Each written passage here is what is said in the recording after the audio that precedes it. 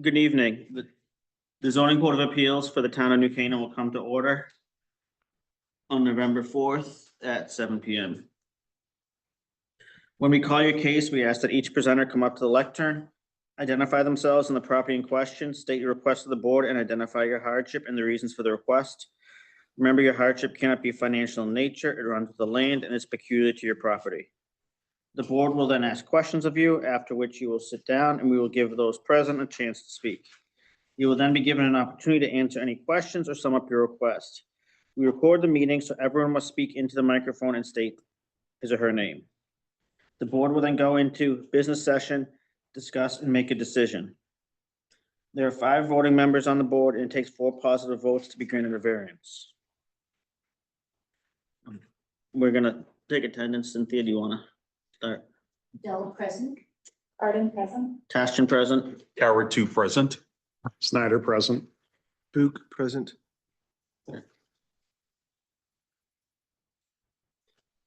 Our first item on the agenda is continued from last month, appeal of order upon appeal of Todd Lampert, Lampert 2 Rucci LLC, authorized agent for Colleen Sheldon and David Schwartz, owners of 115 Pastures Lane.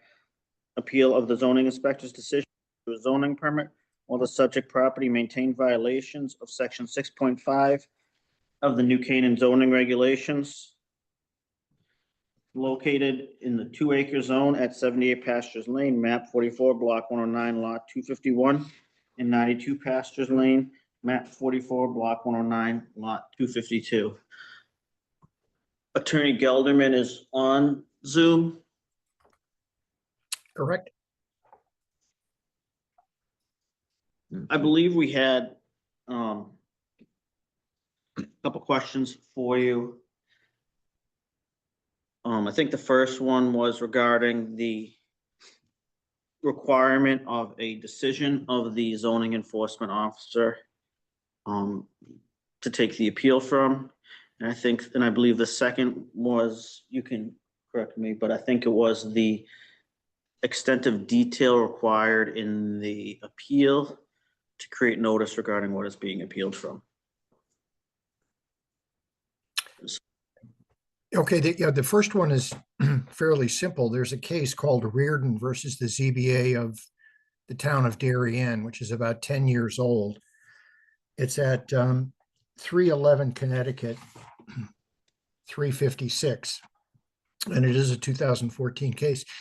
Basically, that case, similar to this one, it was a decision or a determination by the zoning enforcement officer, in that case, not to take any enforcement action. The Supreme Court, that's a Supreme Court case in Connecticut, held that a determination not to take enforcement action is not an appealable matter to the ZBA. It's not the kind of decision that the ZBA has jurisdiction over.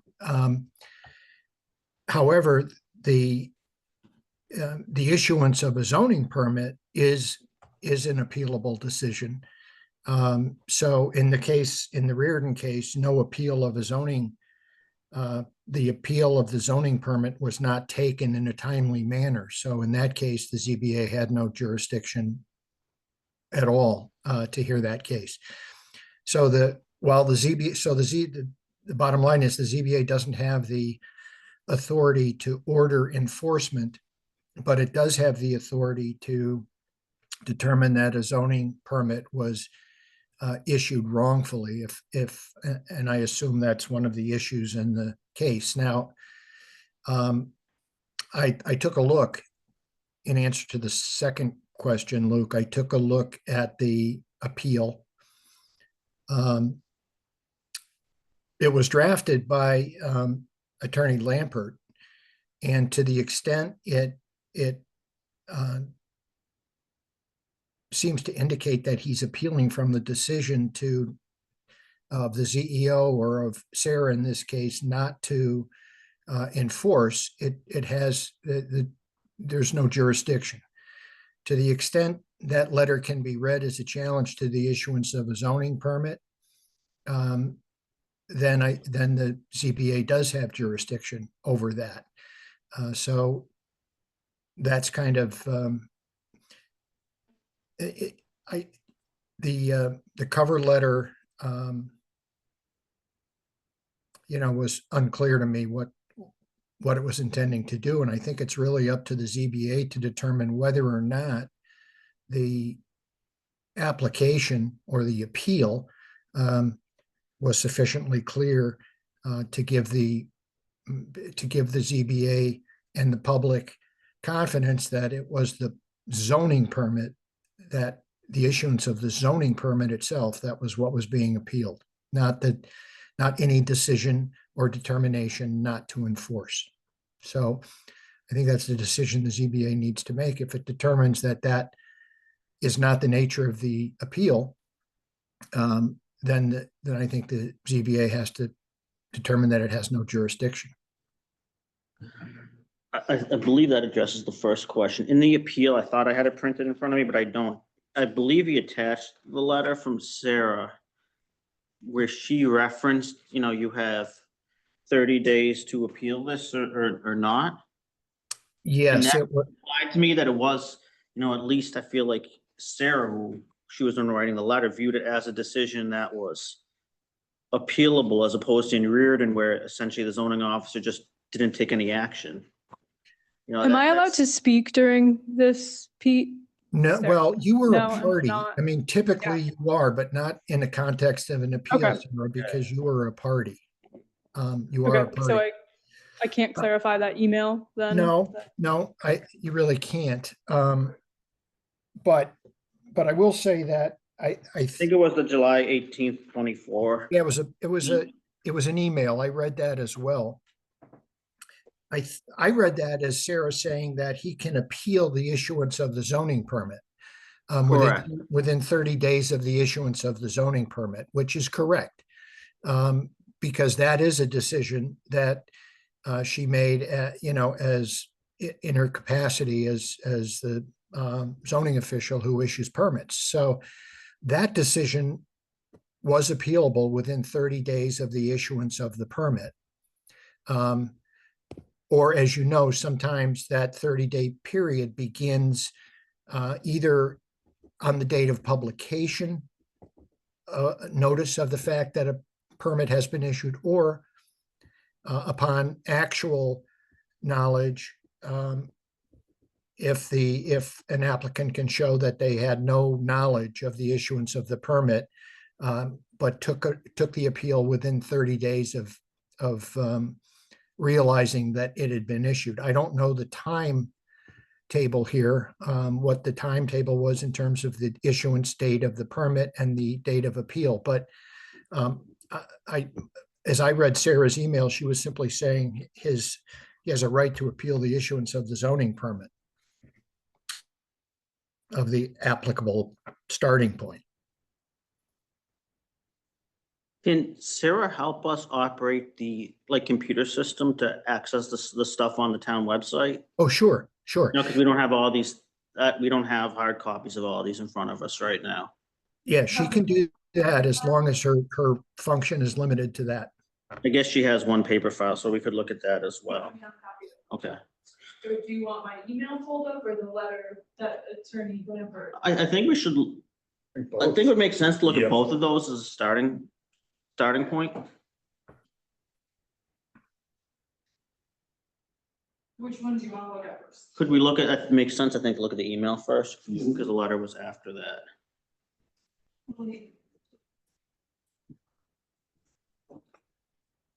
Attorney Gelman, it's nice of you to be here tonight. We appreciate it. Oh, no problem. My pleasure.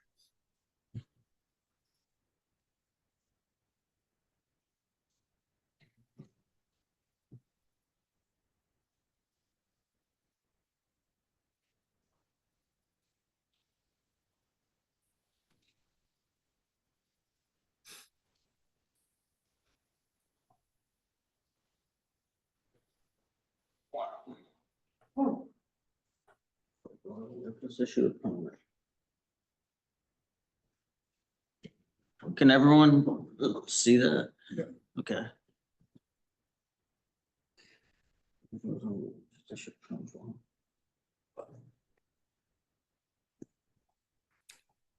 So 15 days, not 30, but And then has everyone read that? I think it's the last sentence, the last paragraph Right. there. Mhm. The one that's like of our question.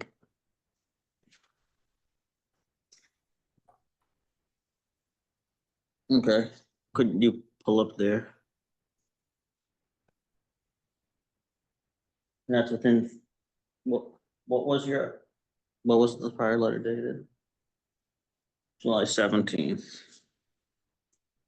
July 17th, 7/17/24. 15 days. Okay. So then within 15 days, so July 30th, Yeah. I guess on the 15th day, or day before the 15th day.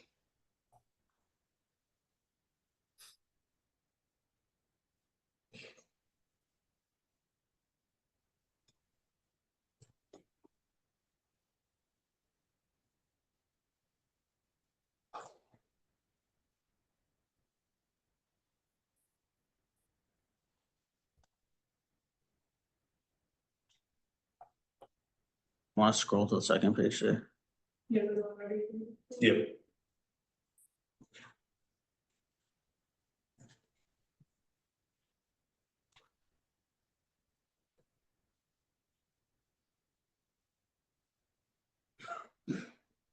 Okay, can you go back to the beginning of it?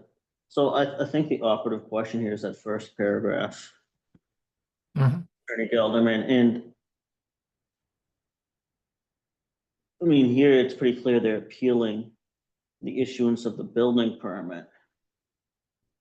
And I believe the complaint regarding the issuance of the building permit was that the property was not in zoning compliance. correct. Because- I think I would read it that way. Yep. So I think it does relate back to that prior letter. Yeah. At least the way I would read that, it Yeah. relates back. Yep. Agreed, that's how I interpreted I don't know it. how you would read it otherwise. He references the building permit. I agree. It gets a little confusing if you go to the second page and the last sentence of the second page talks about the applicant requests, take appropriate enforcement action. Well, okay, but I do agree with you, Luke, that at the beginning, it appears to be an appeal from the issuance of the building permit. And also, I assume the zoning permit. Yeah, okay, I mean, that last sentence, I think, is just, well, I could almost read that like as in how you would read Yeah. a complaint, where at the end you're saying, take any other relief available or whatever. Litigation lawyers write the end of complaints, but I think that, I mean, he filed it within the 15 days. Yep. And he references the building permit, so I think that was the first question we had, was the Reardon issue. And I do believe this is distinguishable from that, because that was just a case where the zoning enforcement officer did nothing. And you need some action to appeal from. Well, it's, but even if the zoning enforcement officer had written a letter and said, we're not enforcing anything, that would not have been appealable. If you read Correct. Reardon, it's, in that case, the time period, that there was no appeal from the issuance of a zoning permit. In this case, the appeal appears to be an appeal from the issuance of the zoning permit. So that's the difference between this case and Reardon. Mhm. So what the ZBA is tasked with doing is determining whether or not that zoning permit should have been issued or not whether there's a violation. Well, unless you determine that the reason the zoning permit should not have been issued was because there was a violation and the regulations indicate that or state that zoning permit should not be issued if there's a violation. But I believe that was Sarah noted last month that if there is an existing violation, they're not supposed to issue the zoning Right. the zoning permit. That's in Right. file. So, So so I that's- think that second question's answered. So I think this got us past our jurisdictional question. Yeah. So if we don't get past the jurisdictional question, we don't move on. Move on to the merits, obviously. Agreed. Do you have any questions? I think if we end up going to the merits, Speak for your mic's on. I'm sorry, if we end up going to the merits, this is Jessica Carden. I think there's been a question about what level of review, if it's putting ourselves in the place of the town planner, or are we meant to do a completely de novo review? No, it's a de novo review. And essentially what you'll determine, if you think the building or the zoning permit should not have been issued, then you would state the reason that you believe it should not have been issued. And that reason might be that there was a zoning violation. That doesn't equate to enforcement necessarily. It just affects the validity of the zoning permit itself. Whether the zoning enforcement officer, or Sarah in this case, ultimately, enforces whatever violation might be there, if you find there is one, is still independent of this kind of inquiry. It's simply a challenge to the validity of the zoning permit. But your basis would be presumably that there is a zoning violation on the site. And then if assuming we found, if a zoning violation was found and the zoning permit shouldn't have been issued, that just means the building permit remains open until it's resolved. I mean, Sarah could also, the zoning officer could, I guess, decide to take an enforcement action, but there's no mandate at that stage. We're just reversing this, the signing off of that section of the building permit. Exactly. Okay. We have two members to our board, Chad and Alex. Attorney Gelderman is, him and his partners have represented town for a long time. So if you have any questions for them, it's helpful when they attend these meetings. They only attend if we have like particular issues that are unique like this. Right, so just Rich Caratu, just to repeat this, so basically it's gonna be, what we're being asked to do here is determine in our judgment whether there was any violation in connection with, whether it's the deer fence, whether it's the stockade fence, or any other issue on the property. Is that? That would be the finding that I think would be necessary to determine that the zoning permit should not have been issued. Okay, I just wanted to be clear. Okay. Okay. Thank you. Cynthia, do you have any questions? No, I don't think so. Okay. Just and one question on my end then, in terms of, is our role simply to say zoning permit should have been issued or not been issued, or to propose what would remedy an issue? No, just to determine the validity of the zoning permit. Thank And you. the reason, and of course your reasons, whatever those happen to be, but what follows from that is not something you're going to determine. So Alex, Luke Taft speaking for the people online. So essentially, we would be saying that the zoning permit required for the signing off the building permit shouldn't have been issued. So the building permit would then still be open, and it would be up to the property owner to work with Sarah, I guess, to bring it Yep. into compliance. I mean, we'd obviously in our decision say why we believe this wasn't in compliance, but it'd be up to those two to bring it in. And of course, if the neighbors had a problem with the solution they came up with, but we're not proposing anything here. Okay. I think Time to that's it. discuss. Yeah, so I don't, Just do we go into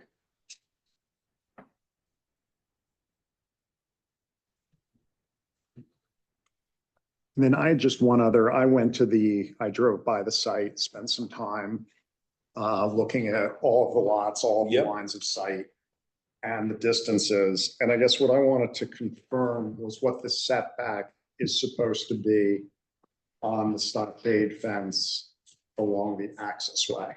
Let's, we,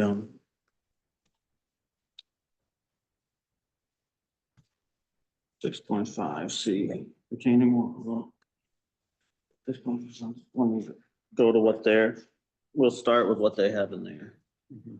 You'll hear. That's not the deer fence, the stockade. fence. Right, it's a stockade. That's claim two. I believe.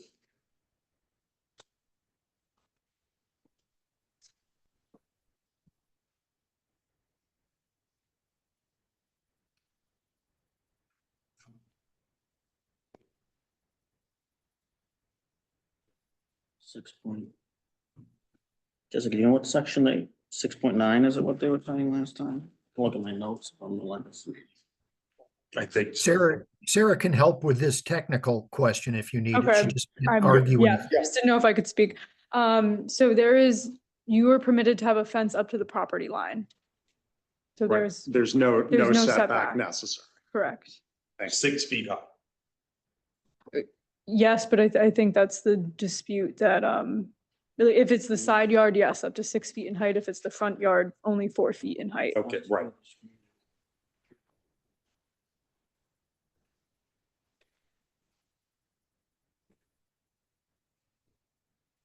So I did drive by, the site on Saturday. Let's focus on the stockade fence, in my view, I think there is a line of sight problem. I went 3 times down that driveway. And I think when you're driving down the driveway or the access way, I think there is a problem.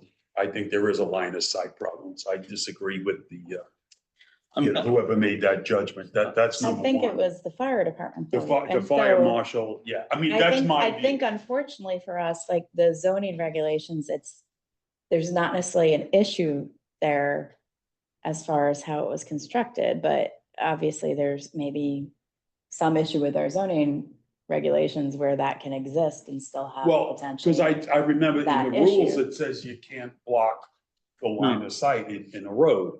Well, I yeah, think- but the issue is that it's driveways into an access road, So, so it's whether it's an let- access road or a road. I think it applies to access ways as well. Yeah, So I think that's part of the question. So it's 6.5 Want me to pull up the regulations? C, I believe, Yeah. yes. I think 6.5 C. It's driveway obstruction. And this is, I mean, there's no one believes this is in a front yard, do they, Jessica? Cynthia, the stockade fence on the westerly side? no, Okay. I guess it's not right. Okay. Did you want the fence regulations or the driveway? Why don't you pull up obstruction? 6.5 C, because I think that's where it starts. That's not where the driveway obstruction is, just to be clear, Okay. so if you want that, that's fine, but that's not. where the- Yeah, let's start with that, and I think 6.9 is the driveway section, yeah. So. Because 6.5 C references 6.9. Jessica, do you believe it's not in the front yard, right? No. Okay. Okay, so we don't have the 4-foot front yard issue. Okay. 6.5 C, no fence, post, column, freestanding wall, or portion thereof shall be constructed in a way so as to obstruct corner visibility as required by section 6.9 of these regulations at intersections of roads, driveways, access ways, or other travel ways. So then we go, Sarah was saying, section 6.9, obstructions at intersections. Yep.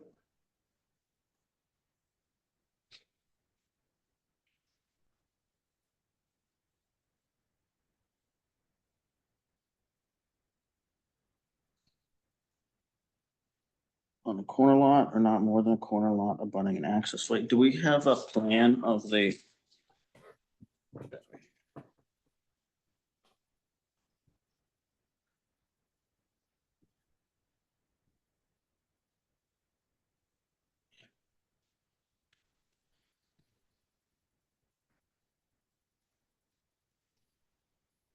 So my understanding is that the obstruction is not at an intersection of a street and an access way, but it's the obstruction of an access way on an access way, That's correct? correct.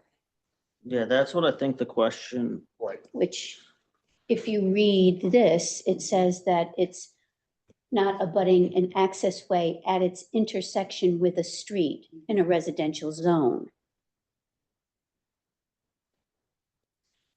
That's to my point. That's, There might be a- that's the way I read that as Loophole well. in our Right, zoning Is that regulations. it's an access way to an access way. It's not obstructing the access way At an at an intersection intersection with a street. It's obstructing sort of a curve. We're not on corner lot, but abutting an access way at its intersection with a street. I mean, it's not at the intersection with the No. street, because the Yeah. intersection with the street is Right. at the end there. Right.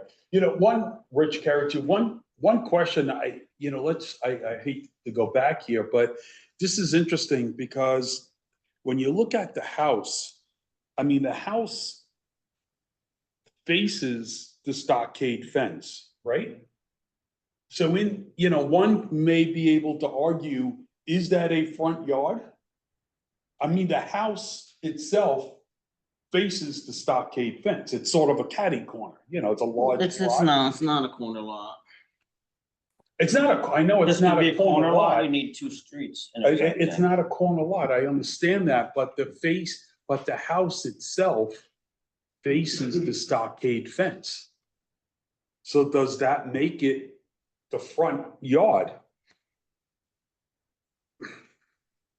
This is Jessica Cardin. I would say if there is something that we're gonna find as a grounds, if the board was leaning towards saying that they would grant the appeal on some level of grounds, I would say the issue in the regulations of screening versus woods is more likely something we could address than access way versus access way or access way on street corner where it's this just might be an issue that's not fully addressed in the zoning regulations where it's an access way, meaning an access way. But I agree with that. I understand. But the other side of that is that stockade fence, in my view, does present a dangerous situation. I don't know the road was there before the fence was, right? So, But that might have been why the fire department was involved, and it might be their decision to make as opposed to ours. well, that's a question. I don't know. This is Alex Snyder. So with respect to that question, the fire marshal has a role to play. And that role has to do with making sure that the apparatus can get where they need to be, that hose lines can be dragged, and that a fire can be attacked. Separate issue relates to safety and visibility. That's kind of separate from what the fire department isn't focused on that. Right. So if it's not visibility at an intersection, which just seems like visibility at an intersection refers to visibility at an intersection between an access way and a street, is it a driveway obstruction, which would be 6.9B? Did they pull up 6.9B in their appeal or just 6.9A or? 6.9B being a driveway obstruction. They said generally. Yeah, I read that.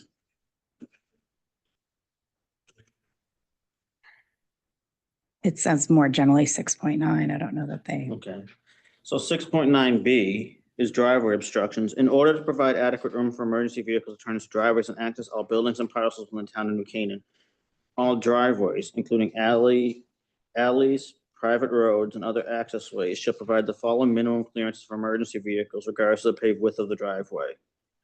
And essentially, nothing can be constructed to limit it to less than 14 feet. I don't. And I think that's what was addressed when the fire marshal probably evaluated it. Yeah, So no one's presented anything saying there's not 14 feet of width there. I'm not saying there isn't. I'm saying there's a line of sight problem that if some kid is riding his bike, making that turn and some truck comes in, that kid is not going to see the truck is not going to see the kid.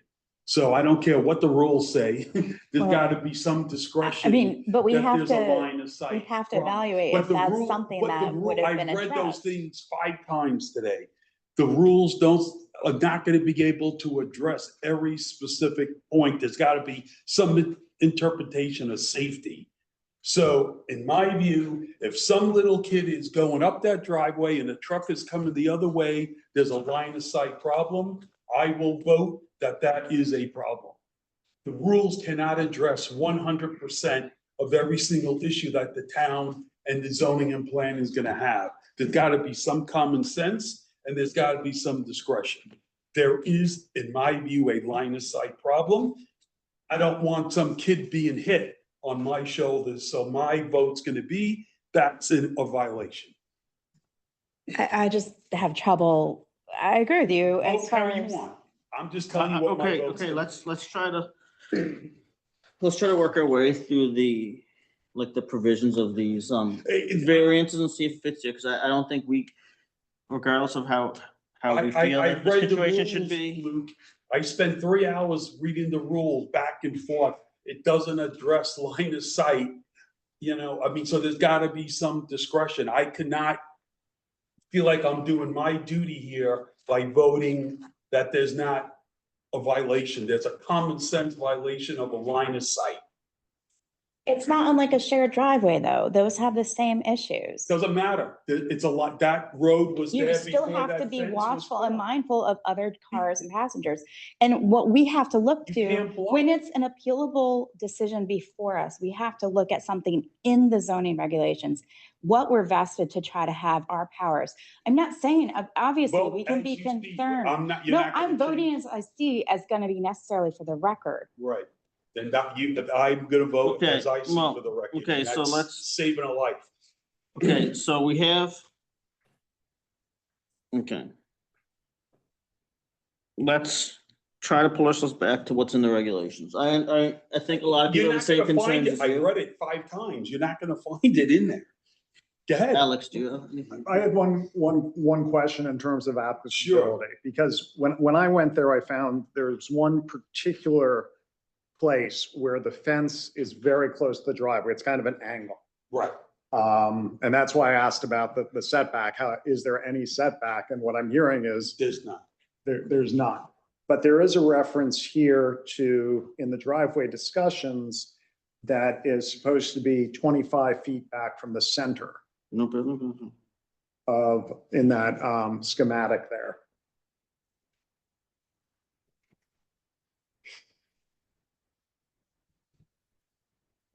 So I was wondering if that was applicable. I mean, I read that as again talking about the intersection with the road. With the road, not the access. Yeah, I know, I've been over and over with it. It comes to a point where what makes, what's for the common good of safety.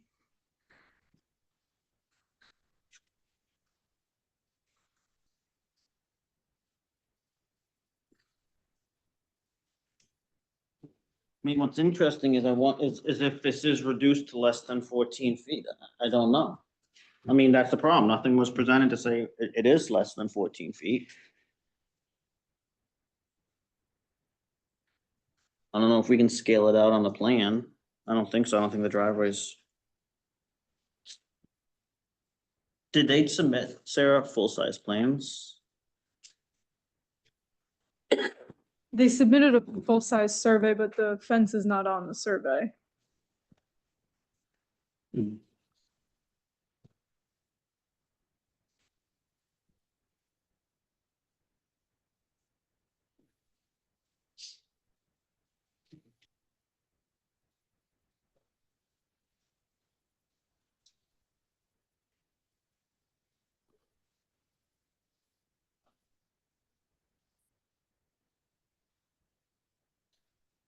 So is this, Actually, they just have a scan of the subdivision map, so it's not a full-size survey either. It's just the subdivision map scanned. let's go back to 6.5.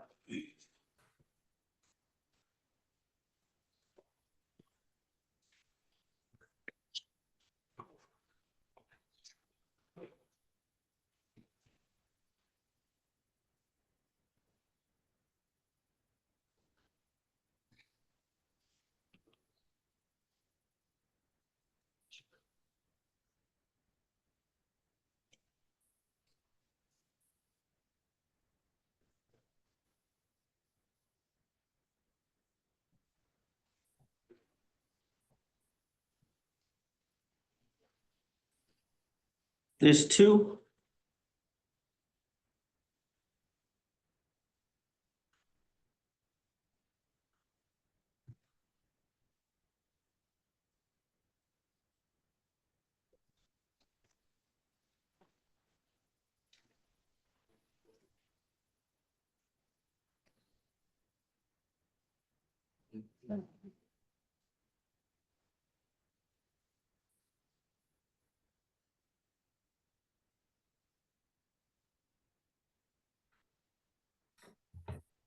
See this person? Yes, this is the property with the, these two parcels here, Yeah, and this is the driveway issue.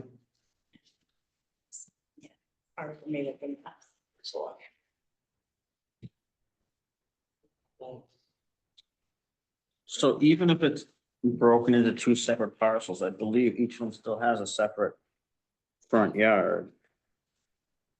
I don't think, I don't see how that could be the front yard.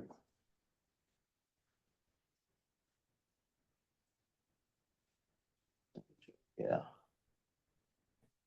I know, that's what I'm trying to find, it's, if an official definition of a front there is a yard. front yard and there's a picture. I can pull that up on the With an screen. access way. Yeah, that would be helpful. There's a picture of the front yard with an access way.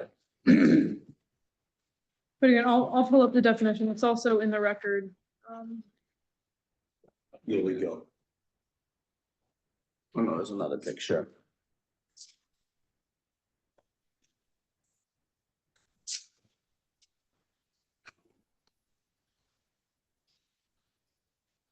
I think this gets into why they Right raised here. in the appeal the two parcel subdivision versus whether it's. That's what I combined. think it does. Like if it's two different lots, then would that be a front yard?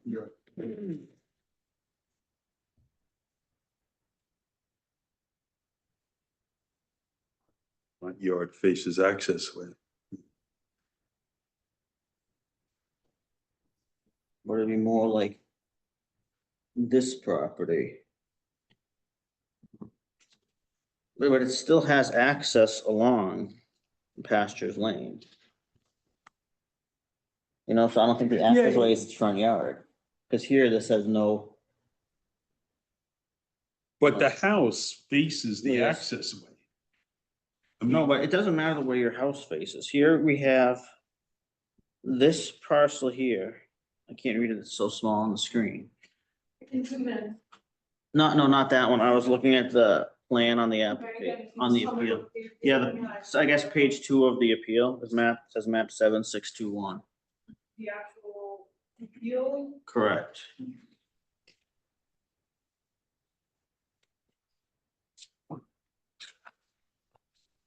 Is it his presentation? I think it might be a zoning presentation. I mean, the presentation, sorry.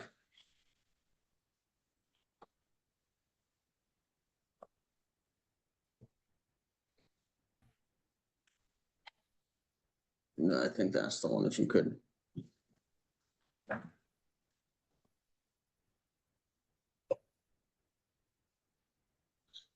Oh, no, so that lot doesn't have access. That lot does not abut Pasture Lane. Right. So the front, if that was a separate lot, the front of it would be along the access way. Right. Because in theory, the side of the house, if I recall, is facing, it's catty corner, right? So, It'd be this one, so the front yard would be the side on the access way, if that's looked at as the second lot. yep.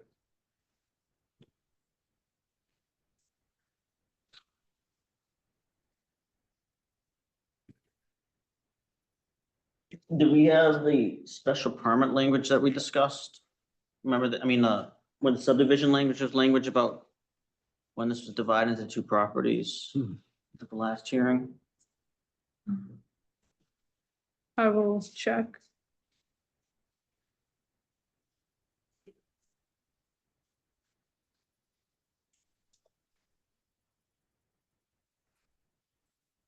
I believe it was presented at the hearing.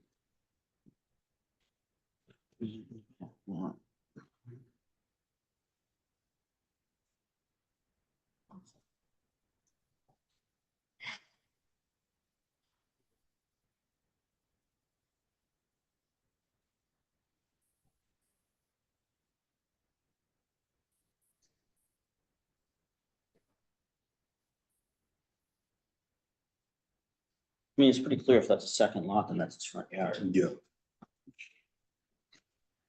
Yeah, I think the issue is, what if they were to never actually go forward with this? I think that's why I want to see that's why I want to see the language. I think that's the question I have as well. Remember, there was a discussion on that. So I don't have I can't seem to find the language of the, I know I said it at the meeting. I don't know if it was actually written down.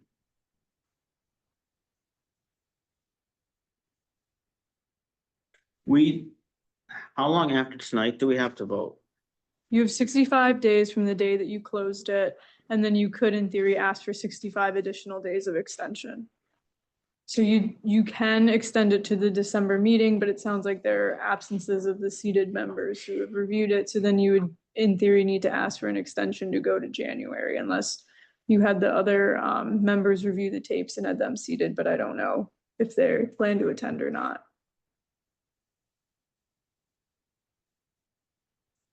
So I don't want to take us off this line of Yes. thought in terms of the special permit language, but I did kind of want to go back to at the right time in this discussion, 6.5C2. And my question, where it's talking about the fence heights. And the schematic there does speak about setbacks. And but it doesn't, there's references to setbacks there. But I don't see the portion in Article 3 is all setbacks about buildings and walls. No, so the front yard setback here is going to be, we can look at the plans here, but this, Are you talking about a front yard setback or what do you? are you I'm talking about looking fence? yeah, the front yard setback is at least 25 feet, I believe, Yeah. here. Wasn't that at the last? Is the concern still the stockade fence or the deer fence? No, the stockade fence, like if this is the front yard, what is the setback? Well, it's right on the line, so it's clearly within the setback, whether it's 20 or So, 25 feet. so the setback, if you are saying that it is a front yard, is 35 or 45? 45 feet, 45 feet. for a front yard Front and yard. nothing for a side yard. correct. For a 6-foot fence. You could have a 4-foot fence in the front yard up to the front property line. Got it. Yeah, so 45 feet.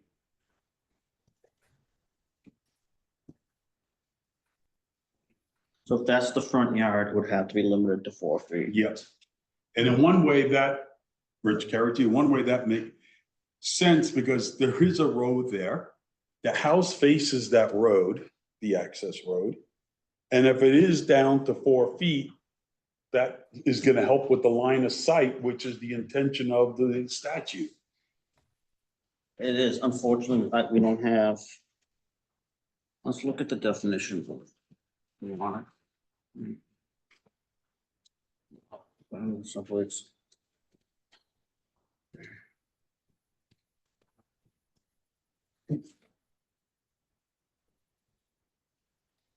I mean, a parcel of land capable of being lawfully built upon in conformity with these regulations. I mean, this is buildable in conformity with the regulations. They have permission to build on. Right. So it is I mean, they have 2 lots here. If you look at the definition of a Yeah, lot. yeah, no, I saw that. I saw it. Lot of parcel land capable of being lawfully built upon. I mean, it's clear they can build on it. Right. So it is a lot then.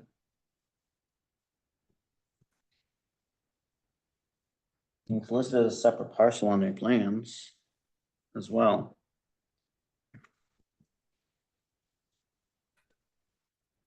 I think the issue is partly that, yes, they have the approval to choose 2 separate lots, but they might never, ever divide it.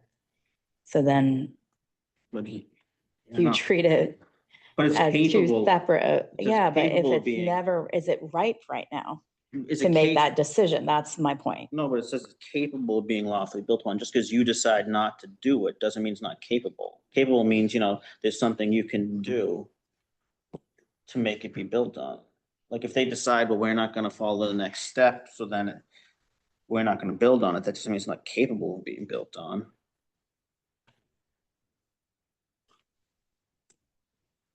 Can we play back the recording from the last hearing where you discussed that? I mean, so. I mean, Pete, I mean, I'm not gonna be able to play it on Zoom and then. I don't know, because it's like whatever you all view has to be part of the recording I'm of saying, this yeah, you meeting, can't so- play, can you play isn't that on like YouTube or something? Like, can't you play that and then can't you screen share so people on Zoom would see it as well? I believe so. I just don't know if the audio is going to connect. Attorney Gelderman, is there a way we could, I'd like to hear what was said at the last meeting that's on the recording, because apparently it's not in the written evidence. Is there, could we play that through the virtual meeting? I'm not asking you for technological. answer here. Yeah, the technology, I don't know, but you're certainly entitled to review whatever was said, if it'll help you in your deliberations. Or How you even if do you that, play, typically how you do that, I mean, how it's been done in the past, is that you would listen to it between now and another meeting, but I hear that's problematic, so. that's why I was asking that. That's why I was asking that before, how many days we had, because I was thinking we could listen between the two.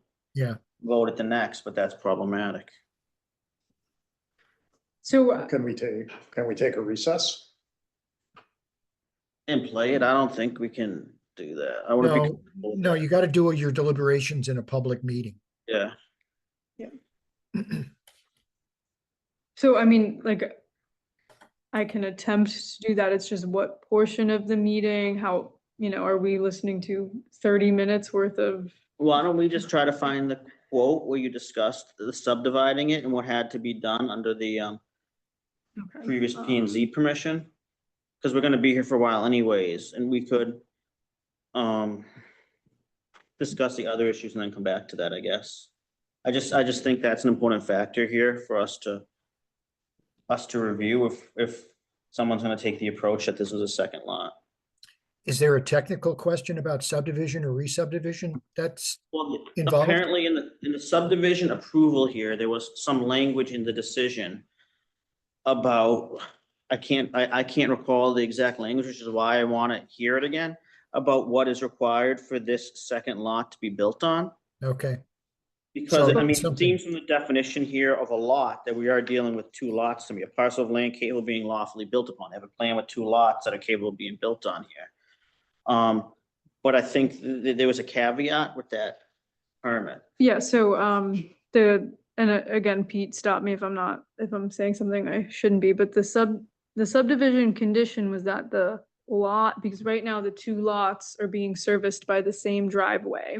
The condition was that when the two lots severed in title, that the driveway serving the two lots would have to be, the driveway would have to be relocated, so this lot with a stockade fence would now have to be serviced by the actual access way, but it is not, because the lots have never been severed in title. So I mean, I don't think severing in title means. Not capable. Not capable there's of still being. two lots in, Yeah, there's still two lots. even if they're Which- owned by the same I- person, so. I don't want to speak out of fact- turn, yeah. but that was never what. I mean, We were my response is the same as Attorney Gelderman, it's still two lots, just because the person elects not to sever title. Right. Two lots. Doesn't mean it's not a lot. The only way it wouldn't be two lots is if one of the lots were non-conforming and they merged. I don't, but I have no idea if that's even an issue. Only if they were merged by matter of law. If one of the lots is unbuilt on and non-conforming, and if merging the lots would make more conforming property, then they could have merged. But I doubt that you got into that level of, No, That was not an issue here. They're both built on as well. It's just a question of there's a comment there. The second lot wasn't sold out yet to another person. and it sounds like that's the only issue, is whether or not it's been sold, and then the driveway has to be relocated. But it still strikes me as, based on what Sarah stated, that there are two lots. And again, That's keep in fine. mind, I have not, not my place to tell you guys anything about what you should or shouldn't do, and I'm not familiar with the record, so with that caveat. We understand that. what, 3 lawyers on board, so we'll put a carve out on everything we say or send as well. So I'm comfortable with this being a lot, based on the definition of a lot. Yep. In these regulations. Certainly capable. I mean, it's certainly capable of being lawfully built on. Mhm. Agree. I don't know how you would read it otherwise. I agree. So then if it's a lot, we pull ourselves into the question of if it's a front yard or not.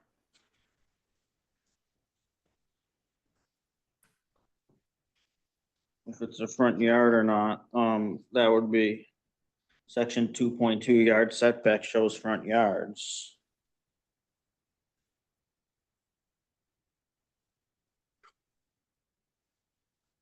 And I think this would then be a rear lot, so it's side along the access way would be a front lot. It's a rear lot because it doesn't. If you look at this plan they had up there a moment ago, it doesn't actually have frontage on Pastures Lane. It's only access is through that access way. So it's a rear lot then. So that side along the access way would be its front yard. I agree. Can I see that? I mean, No, the drawing. Yep.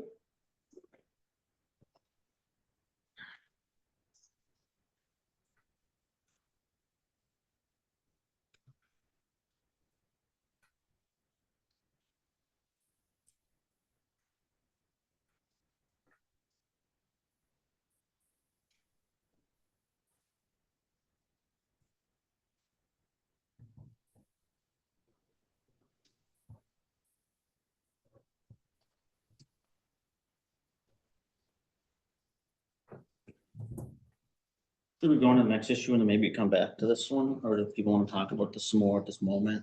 Or, So to kind of move from this one to the question of the deer fencing.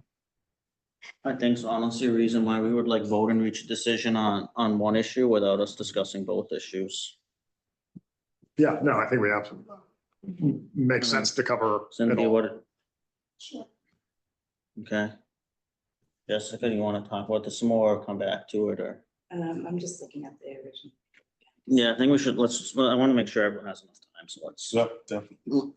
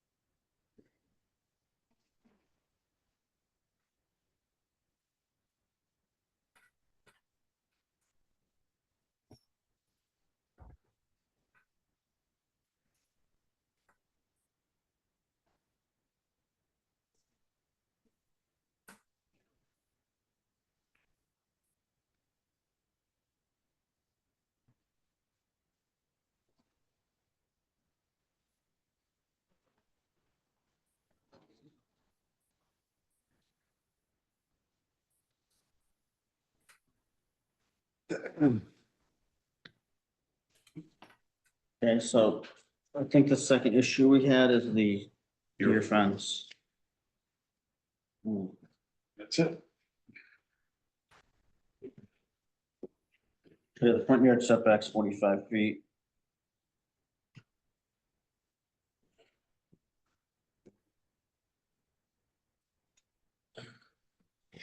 So section 6.5.c, no fence and no fence and freestanding wall shall exceed the following height limitations. 4 feet in the front yard setback. Unless there's an exception, which there is for certain fences. A certain portion of this fence is obviously within the 45 feet of the front yard setback, Mhm. okay? This fence is under 8 feet high, so there's not an issue with that. So it's a question of whether or not. Notwithstanding 6.5.c.2, that's the section I just mentioned a moment ago. Deer fences may be installed to a height not to exceed 8 feet. That's okay, provided that a deer fence installed in the front yard should be installed in a wooded area and or shall be screened from the street from landscaping. The deer fence and associated appurtenance shall be of a dark or other color to blend with the natural landscape. And the fence shall be of an open design such as not especially visible at a distance of 50 feet. So the first part is this install. It is not this whole fence, so. Will be installed, 6.5.c.2. One question I have is, because it says not and or and, right, between A, B, and C. it says and. For which one? Oh, okay, In okay. the subsection yep. 4 through Okay. A, B, and C. Do we feel then it's conditioned on 4A, where it's in the front yard? When we're looking at B and C as well? I think we should look at each of them, because I think if you fail one of them, you know, if you fail Well, one of these, But see, it's not and or. Oh, no, it's, I read, Fine. provided that a deer fence shall be installed in a wooded area. The deer fence, and like, you can't run afoul of any of these three. Specifies front yard. For The A, deer fence installed in the front yard, and then B and the ands, so that's why I've been wondering, is it all just, is this all just deer fencing in front? 6 feet of road height, unfinished in the front yard. Located behind the front yard setback.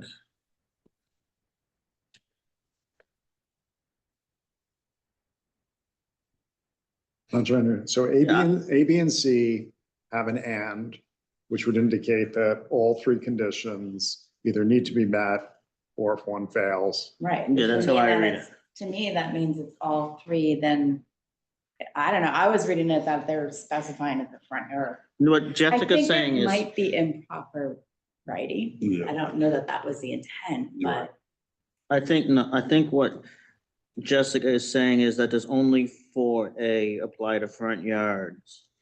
And do no, the I was other wondering, two, if- yeah, if. and do the other two exactly. apply to other Right, yards? right.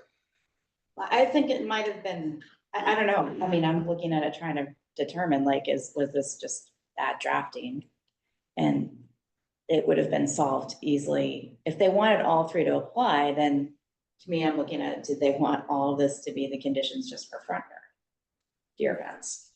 I read, I mean, I can read it the way you're reading it, is the way 4.A would apply to, where 4.B and C would be the ones that would apply to ones other than the front yard, and only 4A would apply. So all three would apply to a front But yard, wouldn't you have just front yard, but done- if it's, I would have done two different clauses then. no, but I mean, so I think that's a logical way to read it, is that 4A only applies to front yard. So if it's not in a front yard, it doesn't necessarily have to be installed in a wooded area or screened from the street. You know, but the other two requirements would apply, whether it's in a front yard or side yard anywhere. I mean, I think that is like a lot, that, I would read it the literal way you're reading it. I mean, I think they probably meant for all three conditions to apply for the front yard. And probably Correct. would have liked to see a separate clause for just B and C for anything that's not a front yard. But they didn't draft it Yeah, that I don't- way, so I don't that's think- why. Yeah, I don't think for a side yard, the way I read it, it necessarily has to be installed in a wooded area or screened from the street. You Only know, if it's in the front yard. only if it's in the front Front yard. yard. That's the way I read that. Cause you're talking about screening from the street as Right. well, so that seems logical to me. Yep. So then so we'd be then looking at the front yard, which is 45 feet from the road, which is the way for the first clause here. Right. So the first clause here is the first 45 feet, fence starts approximately 19 feet, 6 inches from where they have their surveying. study. Right. Measured that when I visited it. So approximately the first 25 feet of the, as you're looking at the fence, approximately the first 25 feet down the side would be in the front yard setback. So then I would read it the same way Jessica read it, is that installed in a wooded area or screened from the street? It's clearly not screened from the street by landscaping. I don't believe that like short section there, that 25 feet is in a wooded area. There's no trees on this side of it and the bushes on the back of it it's a ways behind it. You know, it's not even like they're right up against, it's like a big Right. mowed grass area between the two. You know, like they clearly mow between, I agree. It's not even close yeah, it's not even of this close to being being a a wooded area. I mean, that's the way I read it, but where that doesn't mean this whole fence is inappropriate, that's talking Or the first, about the area in the front yard. yep. So then you would look at B and C for the rest of it. Is it in a dark or other color to blend with the natural landscape? I mean, it's dark, but does it look? It doesn't blend it. But I don't know what would blend it. Dark or other color, I mean, other color with camouflage, I don't know. Oh, yeah, what would blend? Is it of open design such as not especially visible at a distance of 50 feet? It's clearly very visible because the type of posts used. If they use like a more traditional, like I have a deer fence in my house with similar fencing on it, and it, you know, has round black Yeah, poles that are, you yeah. know, 1 5/8 inches in diameter. I think it's the poles here that really make it stick out, not so much the Yeah. fence. Driven around New Canaan and there are poles like that. Yeah, and For deer it's fencing, this is not unusual. arguably fencing. still open. It is open, It that's, is open. that's where I look at it too, because open isn't talking about it. I mean, I think open is open versus a stockade type fence. Is it an open design? Yes. And such that. I mean, does that mean it's an open design and in addition to being an open design, it has to be a way that's not especially visible? I'd be interested in other people's views on how they read that. Is it of a dark or other color? It's of a dark color. It's black. I don't know what color you're gonna use that's gonna blend in better than that. It's really the post that thick. But it's really that the posts are just big posts. I think But that, as I said, I mean, if you drive around, there are big post deer fences in other. But are they I know, visible? but two Yeah. wrongs don't make it right. Yeah. No, We're nothing, looking at- But, you know, are we determining that, you know, a deer fence has to be a metal post? I Well, don't know. it has to Is be, there a definition of what a deer fence, I don't know, is it wood or is it metal? you go up Weed Street and there's the house they built on the left there after Right. yours and has wooden posts. right.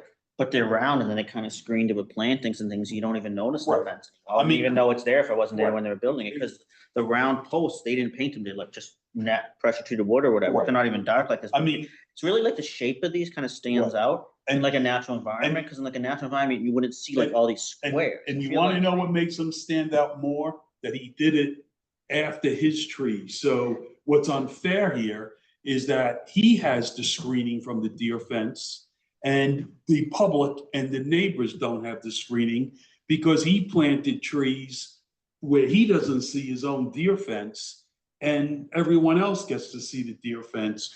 Where if there was some consideration the planting should have been on the other side of the Yeah, deer that's, fence. well, that's normally the way you'd see it, like that property on Yeah. Reed Street, Right, or my front yard. right. So it's the same thing here. Is there a written rule? No, but if 8, 9 out of 10 people look at this to say, why didn't they put the bushes on the other side?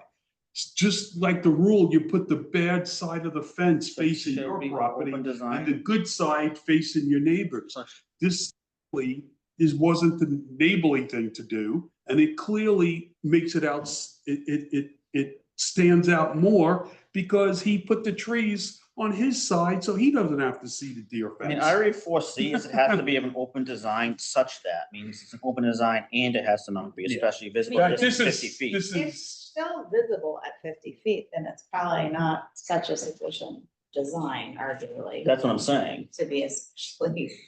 So it's clearly to still not be visible. especially visible. Yeah, so it's clearly still visible at 50 argue feet. that come on, It's we should, challenging because it is sufficiently open Wasted where all you this recognize time. it as a deer fence. One thing I do want to note is in the part, when you go to the access way near the stockade, there's deer fence there as well. That portion of the deer fence, actually, there are plantings that screen it Right, there. But on that side lot, I agree with you 100%. It being seen against the Right. evergreens makes it especially, right. Well, I think the fact is the square posts and then the gap of lawn. And, And and then the the gap- evergreens makes the square post which Right, really stand out. right. Whereas the right thing to have done, in my opinion, right, is that the fence should have been inside the evergreens. Well, so that that's no not one of our else- requirements. They could have put it on the other side of evergreens, they would have had it to make it so it's not so visible. That's right.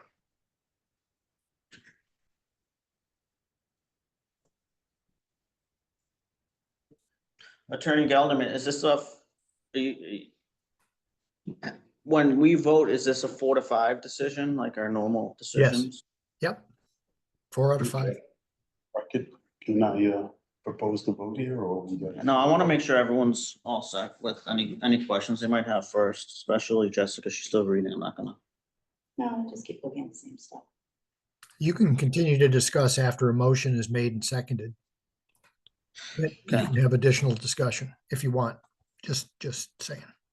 I'm comfortable with us getting past the point of whether or not it's a valid appeal under the Reardon case. I think this is clearly distinguishable.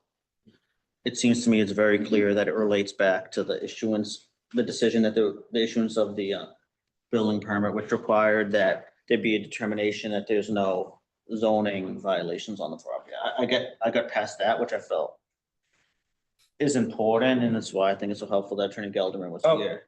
Yes. So I got past that point where I can feel like I can look at the merits of the two sides.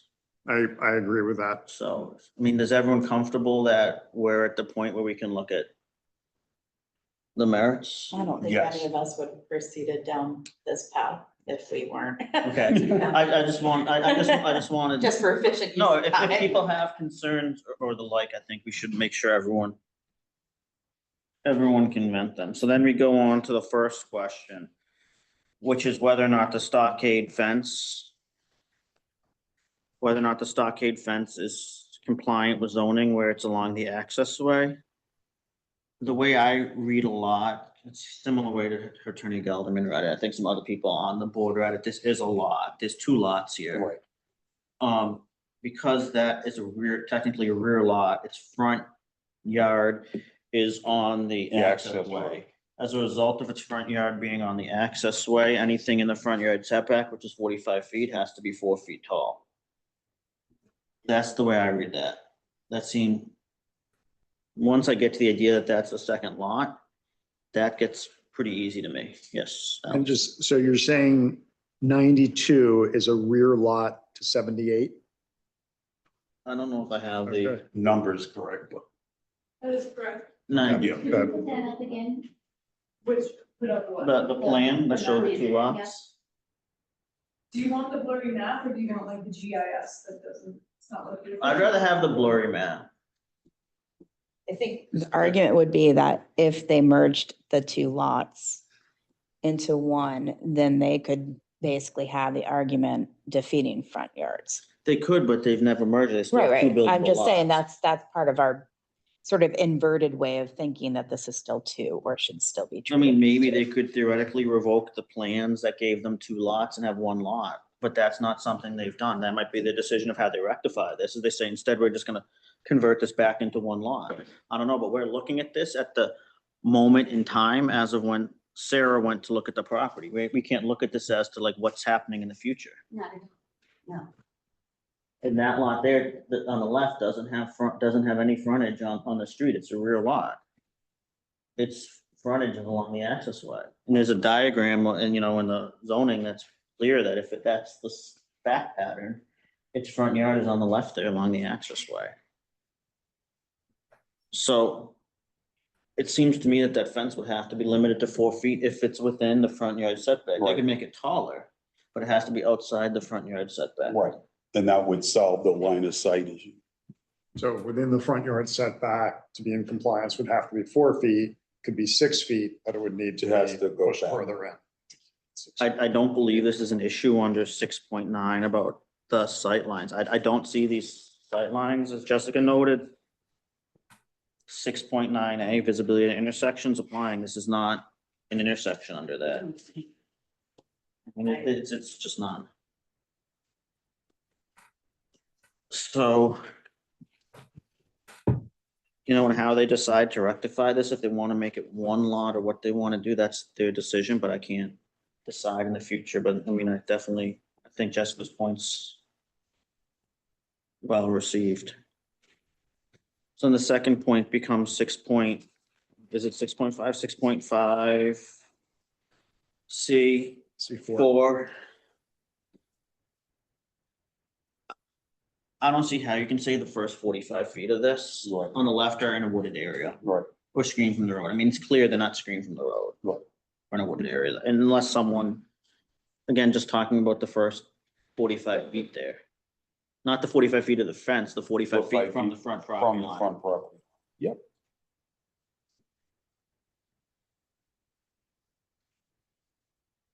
Okay.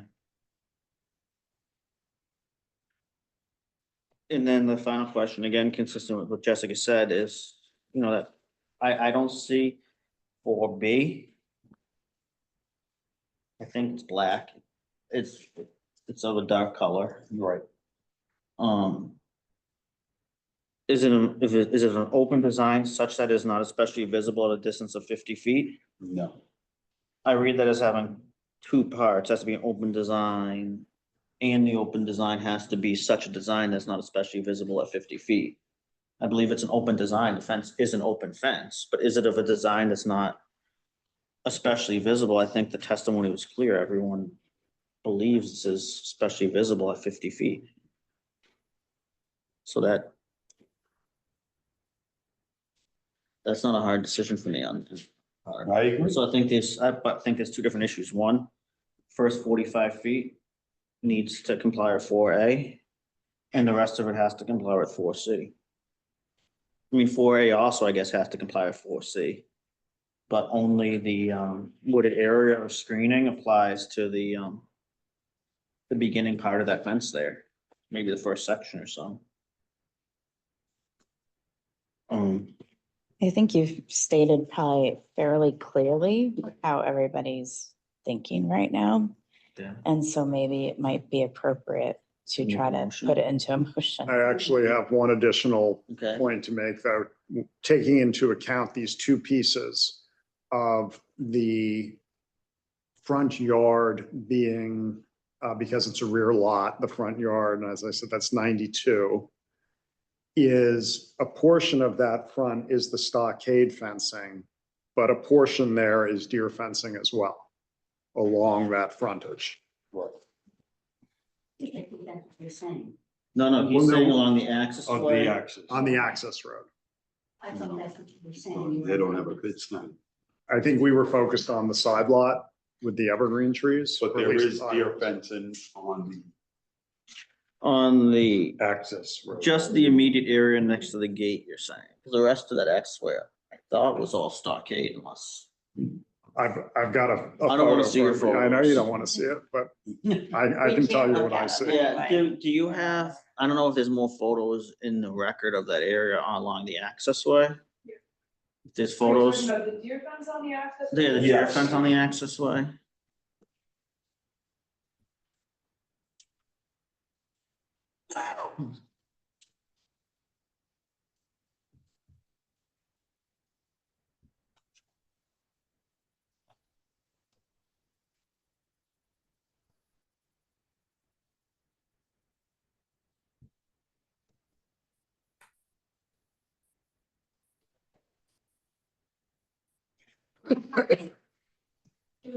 This came from my presentation.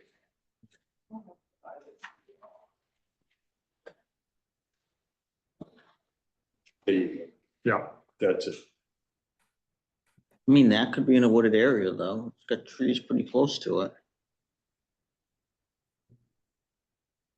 So then you come back to, is it especially visible? Well, are we calling this part of the front yard? So that, I can't picture where that fits onto the plan. Because the wooded area language only applies, I think, to the front yard. Yes, there's a question of, is this the front yard along the access way, is the question. this hits the stockade fence is to the right of that. So but I can't think it tell you is the exactly. front. yard. If it borders the access way in your potential interpretation, then that has to be. The front yard. Yes. Yes. I mean, I think it's broad enough that we would just say that the deer fence in the front yard and the deer fence in the access way Yeah. is not in compliance with section With 6.5, I mean, 6.5 C4.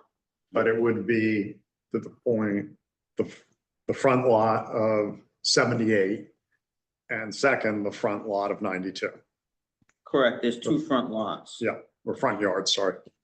Yeah, front yards.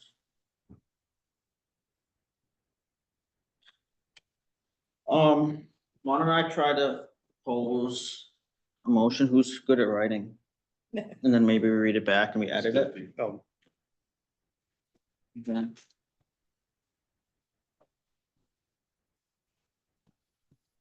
I mean, this is just a draft, we're not gonna vote on yet, because we'll all get our say on what we're Yeah. gonna say, incorporate into it. right. But I guess we'd start by saying, after reviewing, the materials presented to us, including the July 17th, 24 email in the zoning appeal filed by the appellant, that I'd move that after reviewing the July 17th, 24 email and the appeals by the appellants, that there was a final decision that is appealable to the zoning board of appeals. That decision by the zoning enforcement officer being the issuance of the, let me get the term right. Is the issuance of the zoning permit in connection with the building permit regarding the gate. And this fact pattern is distinguishable from the Reardon case, in which there was not a final decision appealable. As a result, I believe I'd continue to move that we grant the appeal on the grounds that parcel 92 is a rear yard, is a rear property, so its front yard its front yard is along the access way, which requires there to be a 45-foot front yard setback for fences over 4 feet in height. And the fence in that 45-foot front yard setback is greater than 4 feet in height. Regarding the deer fence, I'd move that we further grant the appeal on the ground that under section 6.5 to follow for the deer fence exception to section 6.5 C2, the fence in the front yard setback needs to be installed in a wooded area or be screened from the street by landscaping. And this fence is not screened by the street from landscaping or in a wooded area. And as such, you cannot have an 8-foot high deer fence. Rather, section 6.5C would apply, C2 would continue to apply. That only apply, in that the area beyond the 45-foot setback from the street is not in compliance with section 6.5C4 on the ground that it's not of an open design such that it is not especially visible at a distance of 50 feet. And then you have the access road. And I would have the same, I'd move that that we grant the appeal as well, because the deer fence along the access road is similarly in a front yard setback. So it's required to be either installed in wooded area or screened from the street by landscaping, and it's not. And that in addition, it needs to be of an open design such that it is not especially visible at a distance of 50 feet. And it is not. Didn't quite get all of it. I mean, it's in the recording. It's not like we write all of this. But does anyone have anything to add for that? Otherwise, I would say logically, I agree with it. The two portions that relate to 92 should be as one. So where you're talking about the front yard of 92, covering that, the stockade fencing and the deer fence there, and then the separate area where you have the deer fencing in a second portion. okay.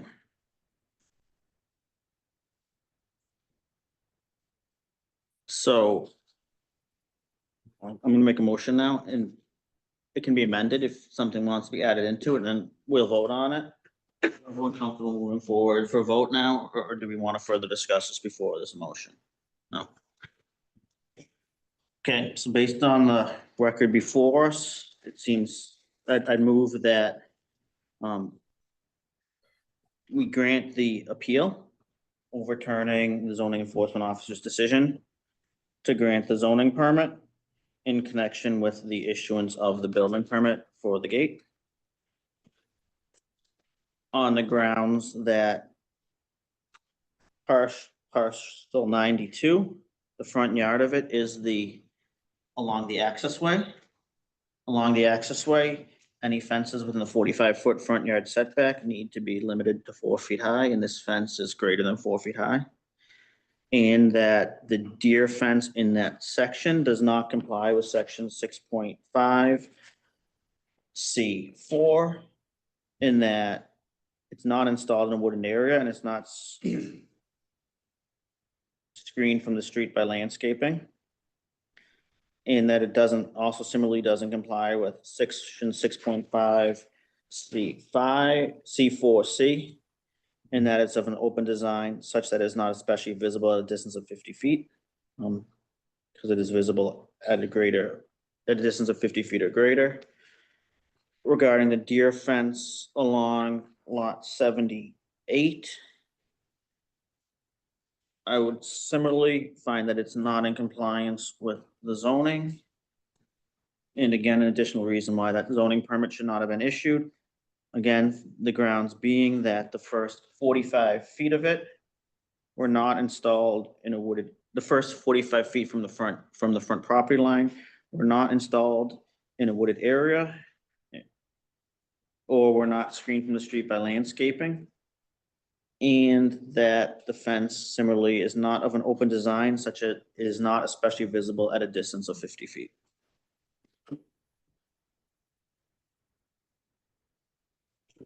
Do you want us? I would second that motion. Okay, I guess we'll start voting. Alex, with you. Accept the appeal. Okay, Rich Carrot accept the appeal. I'm in favor of my motion and second appeal. Pete Tashin, Cardin, accept the appeal. Dell accepts the appeal. appreciate everyone's time. This was one of the more difficult things we've had in my tenure here. Appreciate the attorneys on both sides who both did exceptional jobs for a client, as both of them always do. Really, really good advice from both attorneys on this matter. And we appreciate Attorney Gelderman as well, always helping here with these difficult questions, so thank you. Welcome. So the next matter on our agenda tonight, does anyone want to break before we move on to our next matter? Approximately 8:30 at night, the next matter, 88 Richmond Hill zoning variance upon application of Anthony Carpentieri, owners for variance of sections 3.5 E.3 to permit a sports court to be located within side and rear yard setbacks in the B residence zone at 88 Richmond Hill Road, map K, block 10, lot 919. That's continued to the December meeting. Okay. At the request of the applicant. Okay, we have two new matters, 20 White Oak Shade Lane, zoning variance upon the applicant of David Rucci, Lampert Tui and Rucci LLC, authorized agent for James T. Ferris, owners for a variance of sections 3.5.8.2 to allow an addition to a legally non-conforming home to be 38 feet from the front yard setback in lieu of 50 feet. And 17 feet from the side yard setback in lieu of 35 in the 2-acre zone at 20 White Oak Shade, map 36, block 125, lot 17. Sarah, do you have the mailing receipts in? Okay. Attorney Rucci, do you want to explain to the board what you're asking for and why, and what your hardship is related to the property?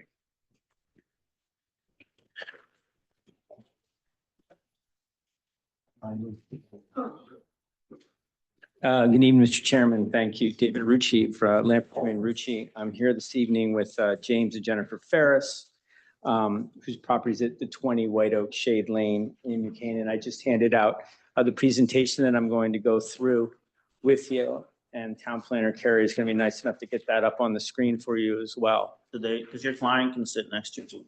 We don't. Sure. I feel very close today. You're at least 6 feet. I think it's, I don't remember being this close. A little bit. Yeah. Take fine. Like 30 seconds. Oh, yeah, take your time. This evening, we're looking at this property at 20 White Oak Shade Lane. It's a legally non-conforming property. It's only 12,000 square feet, about 12,700 square feet in the 2-acre zone. And it was built in and around somewhere about 1936. And at that time, it was in the A zone in New Canaan. And this zone's been upzoned a bunch of different times. It's gone through a lot of different. There we go. Sorry, that's good. Thank you. It's been through a lot of different upzones in this particular area. This is a picture just of the front of the zone, front of the house, as you can see. It's, your typical smaller type of cape on the property. It's got 1-car garage. It suffers a little bit from being, doesn't have a basement. And it is just, everything's kind of small. It's got galley type kitchen. And the applicants are looking to upgrade this particular piece of property. This is the map coming back from 1936. Essentially, it shows the property. It's almost the exact same look as it is today. There's been very little done to this particular piece of property. And as the town planner notes in her town memo, it's really basically this is pretty much the smallest house on the street, smallest lot on the street in this particular zone. So here's what this is what we're proposing to do. What did you say? How large was the house, did you say? 12. I'm sorry? The lot is 12,000. 12,000 square feet. No, how large is the house? It's just under 2,000. Just under about 2,000. No basement and no Correct. attic, you're saying, Kate? Correct. This is just sort of I'm on page 5 now. And I just sort of blew up the area that we're looking to put the addition on. And you can see that right now, the property in and of itself, as you just see my pointer, you know, the lot is supposed to be, it's supposed to have a side yard. And you can see that the building envelope is really small. Where I'm pointing my finger, this is the actual only building envelope that they're allowed to be. It's supposed to be 35 feet from the side yards. And as you can see, this property is already well within the side yard. It's about 18 feet to the corner because this area has been upzoned a couple different times. And it suffers from not only having a lot area that's small in the zone, but obviously from where you could actually build a house in and of today. So what the applicant is looking to do, they really wanted to try to stay in this neighborhood. And what they're trying to do is sort of fill in the back of the property. Behind the residence here, you'll see there's a proposed two-story addition. Here's the garage, a picture of the garage as you come up to the one-car garage. And it's really just going to come sort of over this top line here. This is the area in the back that they're looking to sort of fill in, kind of from this sidewall here above this roof and over. It won't be any further into the side yard setback than they are today, or any deeper towards the rear yard setback that they are today. But Attorney Rucci, the addition's also gonna be over the garage or just Yes. behind it? Yes, no, over the garage and down essentially. So that's page 12. Yes, So that whole garage is basically coming down and there's gonna be something there with. well, they're just gonna build above it, There's gonna be one car underneath it and then an addition above it. and Correct. then behind it. correct. And it's gonna fill in sort of inside this side yard setback line. And then in this area here, between the sidewall here looking, that would be looking east. And this is the west property line. Just to let you know, this property also sits on the Merritt Parkway. So the rear part of this property is actually gonna be the Merritt Parkway. So here's the architectural design of the property. You see, you sort of have this smaller first floor and entryway, smaller kind of galley kitchen. And then what this is going to allow the applicant to do is enlarge the kitchen in the rear of the property, sort of eating well, a little mudroom area, just give them much more space on the property than what they have today. Here's a picture of the front, and then Chairman Tash, and this is sort of the way it's going to look above the garage that you pointed out before. So they will have a dormer on the top, some windows in that particular area. This is showing it from the back. Here's what it looks like today. And then this is what it's going to look like after that. This is a side rendering of the property. Here's your side garage here. And then this is what it's going to propose look in the back. Now, all of this is under the height limitations. It's still under coverage limitations. The only thing that we're asking for, since we're building on a legally non-conforming property and on a non-conforming house right now, we're going to be outside. We're still kind of fitting within the setbacks that we're already encroaching on. This is the rear, sorry. I don't know what side, the westerly or northerly, but on the left of your garage, Yeah. there's is that a walkway next to it or is it a driveway or what's that little area there that's paved? Let me see if I have a picture. This right here? Yeah, okay, that's a better picture. Yeah, so I guess Yeah. that's just a walkway. Yeah, it's just a walkway to get to the back, and you can see that there's a nice fence here now, and there's a lot of screening on this side of the property, which is really the only side of the property that you'll see anything of this particular renovation, because as I'll show you, the renovations on the other side of this building. Right, so you won't see anything going towards the east, and then really all you're going to do is see stuff potentially going to the west here. And did you speak with that neighbor on the westerly side? That's a rental property. We've not heard anything from any of the neighbors for or against after notice has been sent out. Have you spoken with them? I've never actually spoken to you myself. That house sold, I think, maybe 6 or 8 months ago to an owner who rents out homes, like a company that buys out single family homes and rents them out. I've spoken to Renters, they have no comments simply because they don't own the house. I've never or actually seen. Attorney Richie, do you have like an aerial shot showing like like a Google Earth or something like that showing? I do not have a Google map on this, property. I can show you what it looks like though from each angle, what the property lines look like as far as screening goes. Could you pull that up maybe on your screen? I think it would be helpful to see where that house is on the other side of that fence. Well, you can sort of see it here, the house. Here's the fence that you're talking about. This is the house itself right here.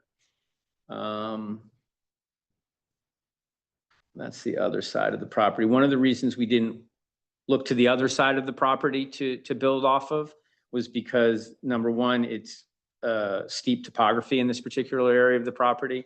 It also wouldn't have hidden any of the addition at all in the back. We would have been further to the, it would have gone out further to the east. Let me just see if I can find a different picture. That's looking east towards the property. This is the other side where I showed the topo drop off. Here's a picture of the property next door. But what's the distance from that house to the line? Okay, I have no ability to. Well, I could only tell you that the distance to the property line itself right now is going to be 19 feet from where the structure is going to be. So that must be the fence. So the adjacent house, which is on the corner of White Oak Shade Road and White Oak Shade Lane, I'm measuring it off of GIS, which is not 100% accurate, but the estimate is it is 100 feet away from the Okay. property line. So it's not close. Yeah, actually, page 23 kind of give you a good visual. I mean, Oh, yeah, 23. Oh, yeah. 20 at least it gives you some perspective of the house on the left. Yeah, and there's some nice screening in between there. I mean, there's some pines. Obviously, some of those leaves will go down in this area, but you do have some pines in here that will also protect any neighbor to that side. If you go to page 17, the walkway, does that remain? Yes. Sorry, this picture? Yes. So that walkway is good because you're just building over the garage. Yeah, we're not building into this area at all. Okay. We made really a concerted effort to stay within where we were and not try to go anywhere beyond, try to keep back So from you that stay particular. like within the footprint. Yeah, and it fits in sort of nicely, I mean, into this area if you're looking to expand, just based on the fact that you already have the structure. You know, you already have this structure blocking that area. It's Right. gonna look pretty, it's gonna look as though it belongs in this particular area of the property. And then from the back, it just seems like that's sort of the best way. I mean, we're only adding of footprint 370 square feet. It's not really it But you looks also have the larger. blockage though, you have the height issue really close to the property line, which Mhm. I think is something of concern as well. It's not just the footprint, it's, Mhm. is there a landscaping plan, like what's gonna happen in that area? We're not proposing any landscaping based on the fact that we have the fence there and we have the screening of, which we think is, fairly significant screening on that side of the property, which is this right now. Screening's all dependent on what the neighbor does. The neighbor could just come in and cut his trees in if he wants, he can do. Well, if he you wants have to no see this control over it. property, he could. Yeah, I mean, if he wants to see the property, he certainly could take down. I mean, all this screening is on their side of the property, not on our side of the property. I mean, for us to try to plan in here may be difficult based on the fact that we are building so close to this area. It was not proposed. We're not proposing that at the time. If the commission feels like that's something that is necessary, we can certainly talk to the owners about that. Here's a picture, as Mr. Caratu noted, sort of where the front of this other house happens to be. And also just showing you why we didn't really want to build on the other side of the property as well. And why we really thought the best place for it was where we were requesting it to. And, we believed that it would be consistent with our request for a variance just based on the fact that we have such a small lot in this particular zone, that our lot is different than other lots in the area, as it's most lots are about double the size of this particular piece of property. It suffers obviously from a bunch of different zoning regulation changes that have happened to the property. And the house itself, the architecture of its house is difficult to manage just based on the fact that, you know, it doesn't have any basement, it doesn't have any attic. We feel like infilling this little area here is consistent and a reasonable request of this particular commission to grant the variance. Once again, the variance is to allow for this addition of roughly 370 square feet. And it's going to end up being 19 feet from the side yard. Back to that. It's going to end up right here, about 19 feet from the side yard property line, and it's going to be 38 feet from the back. It's just going to match up to the rear of the property today. Now, remember, it's a 50-foot setback in this particular zone. So 50 feet would bring you to about here. As you can see, the property is already over that particular setback line. This neighbor obviously is the Parkway. So, you know, they're not really going to have much concern about it. This neighbor over here is going to be blocked out from the property, from the addition itself. And yes, there's a possibility that this could be seen maybe from this particular property, but it is over 100 feet away. So it doesn't seem to have much of a negative effect on that particular applicant. We did send notice, obviously, to all the applicants. I always put in my notice letters, if you have any, you know, questions, comments, concerns, please call me. Or worst case, you can see all these particular documents online at the town planner's office. And So if I could also just jump in, because I know Chairman Tashin had just mentioned the height concern. As you all may know, in our smaller zones, we have a side yard height requirement, where essentially if you're certain distance to a side property line, the house can't be taller than 25 feet typically in height. And we've just checked the documents provided. And let's say this were in a smaller zone, they would comply with the side yard height requirements. Thank you. That's helpful. Um, Thank you, sir. Thank you. I don't have much, if there's any other questions from the commission for me or for the applicant, or you want to see any of these other No. photos? I just want to, this is Jessica Carden, just to confirm, there's no coverage variance, so you're not going over coverage with any of this. That's correct. That's correct. Even with such a small lot. Anything else? I don't have any questions. Maybe we should. Alex, you're an alternate still, right? Yes. So why don't we seat Chad for this one we'll seat Chad for this. We're not gonna close it yet, but when we vote. In your hardship, can you restate that? So the hardship is obviously the fact that we've an undersized lot in the zone based on the fact that we've had all these different zoning changes going essentially from the A zone to the 2-acre zone in 30 or 40 years here. The property was in existence in 1936. And at one time it was in compliance with all these regulations, believe it or not. But today it certainly is not. We also believe that we have a hardship with respect to the architecture and the fact that we are, you know, we have essentially an unfinished basement. We have narrow spaces, interior spaces on the first floor, the galley, the kitchen. There's a second floor, you know, which is about 3 small bedrooms, 6x6 bathroom. There's no closet up there in the master bathroom. It just seems like this would be for a 370 square foot proposal. It can really improve the home, and we're not asking for anything outside what's already existing as far as setbacks for the rear or the side yard. Anyone have any questions? It's like, can the architectural design of a house be a hardship? It really, no, right?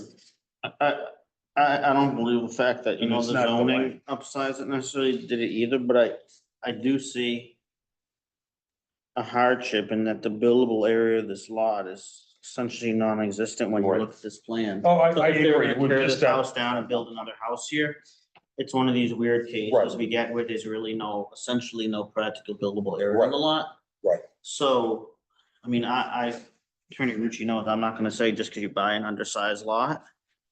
I'm I sorry? mean, I mean, I think Jessica and I are of the view here that just 'cause you have an undersized lot doesn't mean you get carte blanche on getting a variance, like the undersized alone or the zoning changes doesn't do it. What I think is a little distinguishable here is that there's essentially, if you applied these regulations, it'd be really almost no buildable area. Right. I mean, it, Right. The various.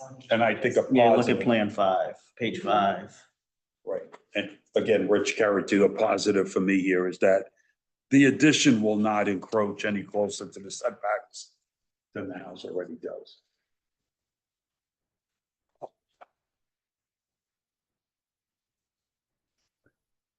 Any other comments? Otherwise, I don't have anything. yeah. I have no other comments. I have no issue with granting the variance. Attorney Rucci, I'm gonna, if you're all set, I'm gonna see if there's anyone here for or against it. And Of course. move to vote. Is there anyone online or in person for or against this application? Okay, so why don't we vote on it? Jessica, do you want to make a motion? Sure. I would move that we grant the variance based on the hardship, really tied to the various zoning changes that have created the legally non-conforming lot. Further noting that the applicant has taken steps to try to not increase any of the violations in the lot and has stayed within the existing non-conformities. I'll second that motion. Cynthia, Dull in favor? Cardin in favor. Ashen in favor? Rich carried two in favor. Luke in favor? Okay. Thank you. Good luck. Good luck.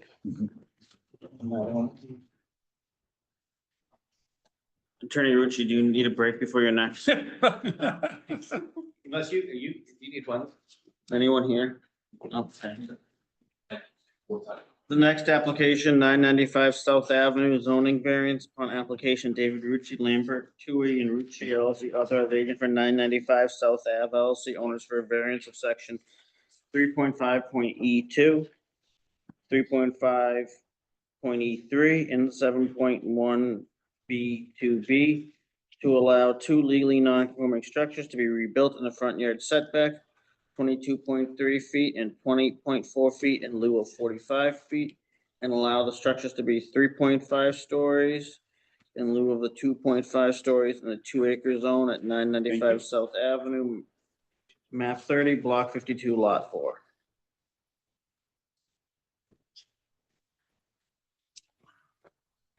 Thank you, Mr. Chairman. One moment. Sarah, have all the cards? Okay. Attorney Rucci, do you want to explain to the board what you're asking for on your hardship? Thank you, Mr. Chairman. I just wanted to let you know that I have with me Daniel Riccio, who's the principal applicant for this particular development at 995 South Avenue. And what we're looking for this evening is essentially we're rebuilding this site at 995 South Avenue. And I think it's important to show you sort of what it looks like and how we're moving forward with it. And in the end, we're looking for variances of the front yard setback. Now, we're already over the front yard setback to begin with, and we're actually stepping the front yard buildings back a little bit. But regardless of that, since we're still building in these particular areas, we are required to get a variance from this particular commission. If you just look at the project summary page, which is 2 here, this is just showing you what's existing on the property in red and what we're proposing on the property. There are 2 structures on this property right now. There's a single family property and a 2-family property on the property today. We're also requesting that the stories, right now you're allowed to have 2.5 stories. The existing is about 1.5, almost 2 for these particular buildings. And we're looking to have 3.5 stories.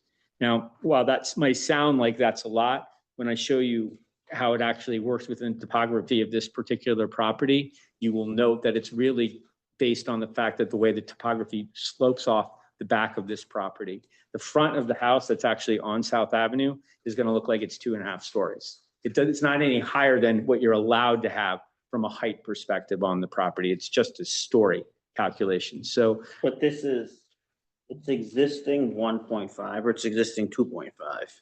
It's existing 1.5. You're allowed to have 2.5. And Two you and a want to half. move it to 3.5? Yes, but I'll show you when you get to this particular application, you'll see that the only reason that it's really 3.5 is because the back of the property sleeps down so far in the back. That's the only way to build the property, is to get those extra stories, because you're measuring from the bottom of the property. Well, that's not the only from way to top. build it. It's the only way to build it to the height you want. Because you could No, rebuild it's it the right now. only it's way to one- actually keep it on this lot as to where it's located on the lot. But you to could rebuild it. rebuild what's there right now. It's 1.5 stories. Well, let me show you said. what's there right now. No, I know what's there. Okay. I'm saying you could build on that lot without it being 3.5 stories, because right now there's buildings on the lot that are less than 3.5 stories. And while I agree with you that that's not what we're proposing. That's what I'm saying. But Yes. it's not correct to say you can't build on the lot unless it's 3.5 stories. Well, that's fine. I'm not Sorry, going to Attorney disagree with Rucci, you. did you provide story calculations to confirm that the lower level counts as a full story?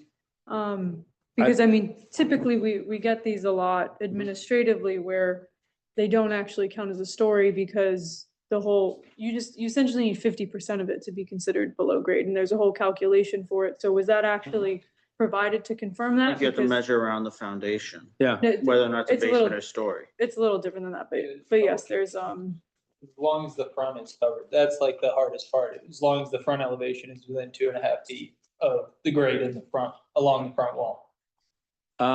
Honestly, this is what was given to me by the architect as to what they believed it was. I can't answer that. I'm just going by I was advised it. okay. So maybe I understood, can, 'cause- I can come back to that and maybe we can get some more information from our architect as to how they actually measured that. Because I'm honestly just going by what, Well, I think Came your up. survey would measure that. No, so it would, typically the grades are provided by the engineer and, the architect, those are who provide those calculations. But this is very Okay. standard, but usually it doesn't meet the threshold of counting as a story. We have, so I just don't think that was provided, so, I mean, I think the question doesn't come back to whether or not it's a cellar or a basement. Yeah. I mean, that's section 2.2, cellar versus a basement. Dan Riccio, manager of 995 South LLC. So we could double check that calculation, but we did do it. Our engineer did it and our architect did do it. Once you'll be able to see the buildings, you'll see that from the front, it does look very much like a 2.5-story structure.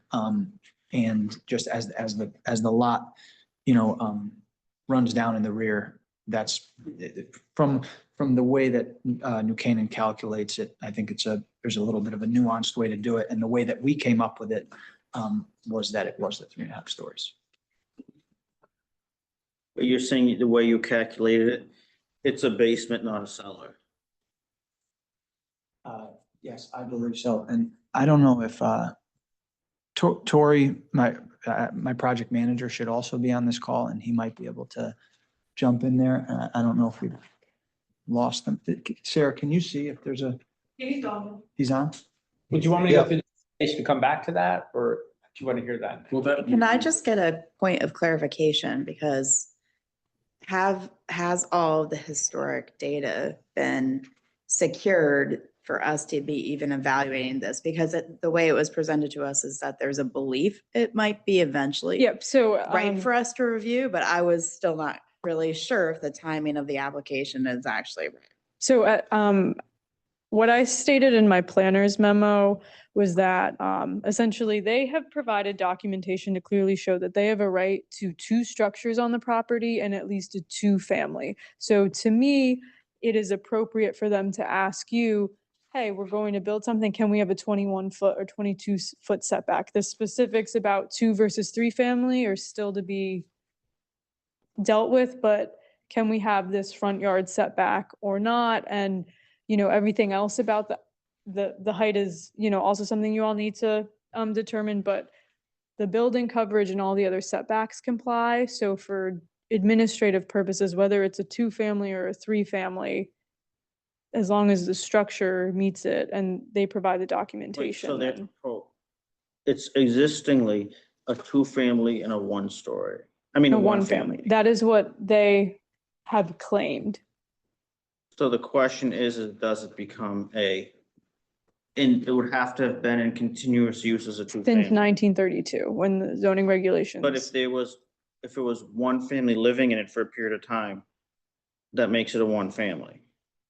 So if it had so again, this is where additional documentation needs to be provided and the town attorney will likely have to opine, but the case laws over the last 10 years has gotten very complicated about what the definition of abandonment is for a non-conforming use. And and I provided the case law that we have surrounding this, but my opinion, but again, you all needed to make the determination, is that whether it's a two-family permitted on the property or a three-family permitted on the property, they're seeking a variance to build two structures. So the nuance of if it's a two-family that's permitted or a three-family that's permitted could be addressed outside of ZBA.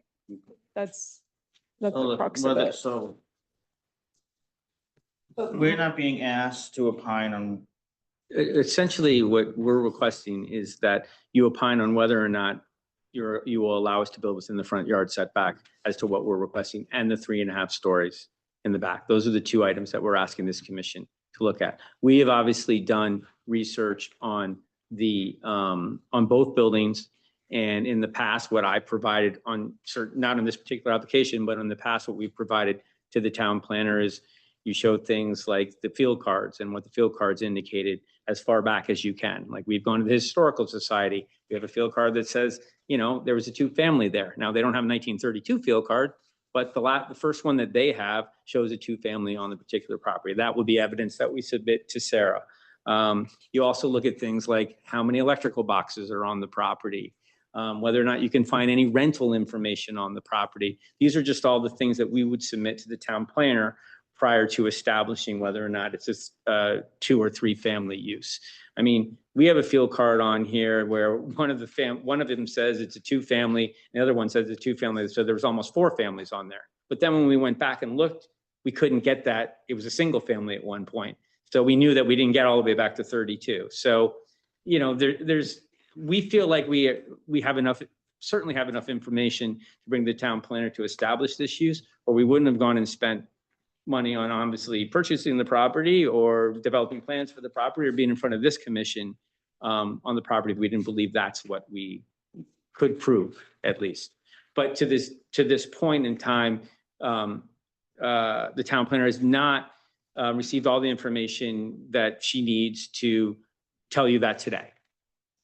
So that's essentially where we are. I mean, but let's start at like the hardship before we even go into details on to this. Mhm. So Should we just have the applicant go through the I presentation? guess think we've got. you can start with it, but gone all over why don't it. you go with it? Okay, so here's the property. You see the existing conditions. Here's your building number 1 on the property. This is essentially the 2-family that it is today.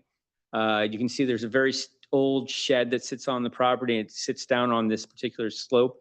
One of the hardships that we have is obviously the topography drop off here is tremendous coming from the front of the property to the back of the property. This is building 1. This is the other side of the building. Is this building 2 here? Why can't I see that? Building 2. So building 2 is on the bottom here. Okay, that's the single family residence. Building number 1 is was built in around 1911.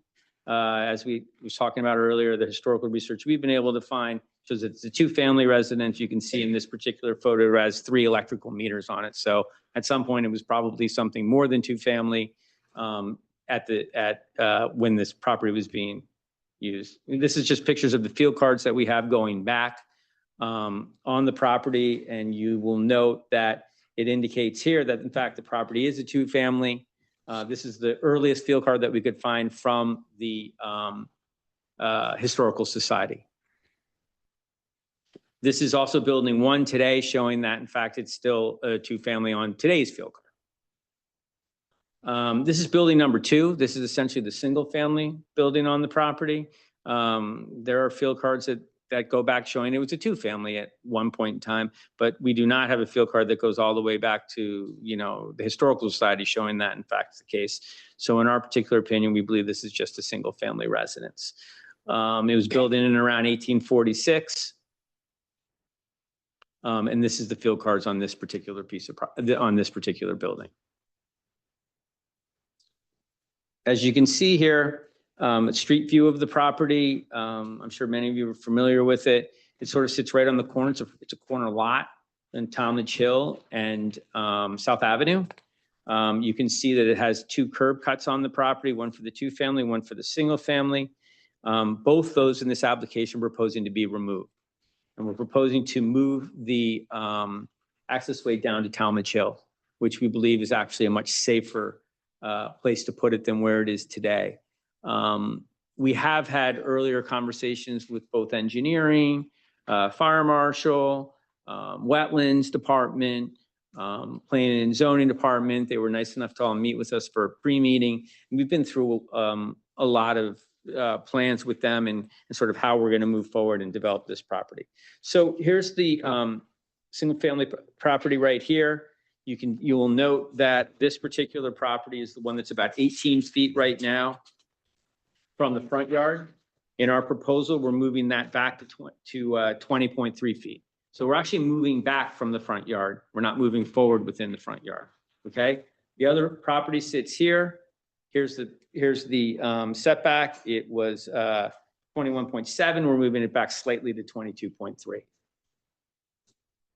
You can see, so here's the proposal showing the two items that I just talked about where we're moving them back. We're actually flip-flopping these, if it matters, where this one was the two-family. Now this is going to be the two-family closer to the south, and the single-family is going to be closer to the north. You can see here the areas that are being filled in, and we are not going over coverage. We're not going anywhere closer to the side yard setbacks or to the front yard setbacks or to the rear yard setbacks. There's a drop of about 25 feet in this property from the rear of the property down. You'll see that there's also wetlands down here and a water course down here. It is very difficult to build anywhere in and around that particular area.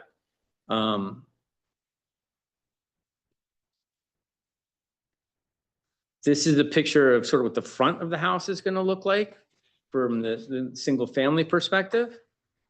The left and then the right, you can see the drop of the rear right here in the back of the property that needs to be built up to keep this part of the property in. This is the back of the rear, the two family of the property.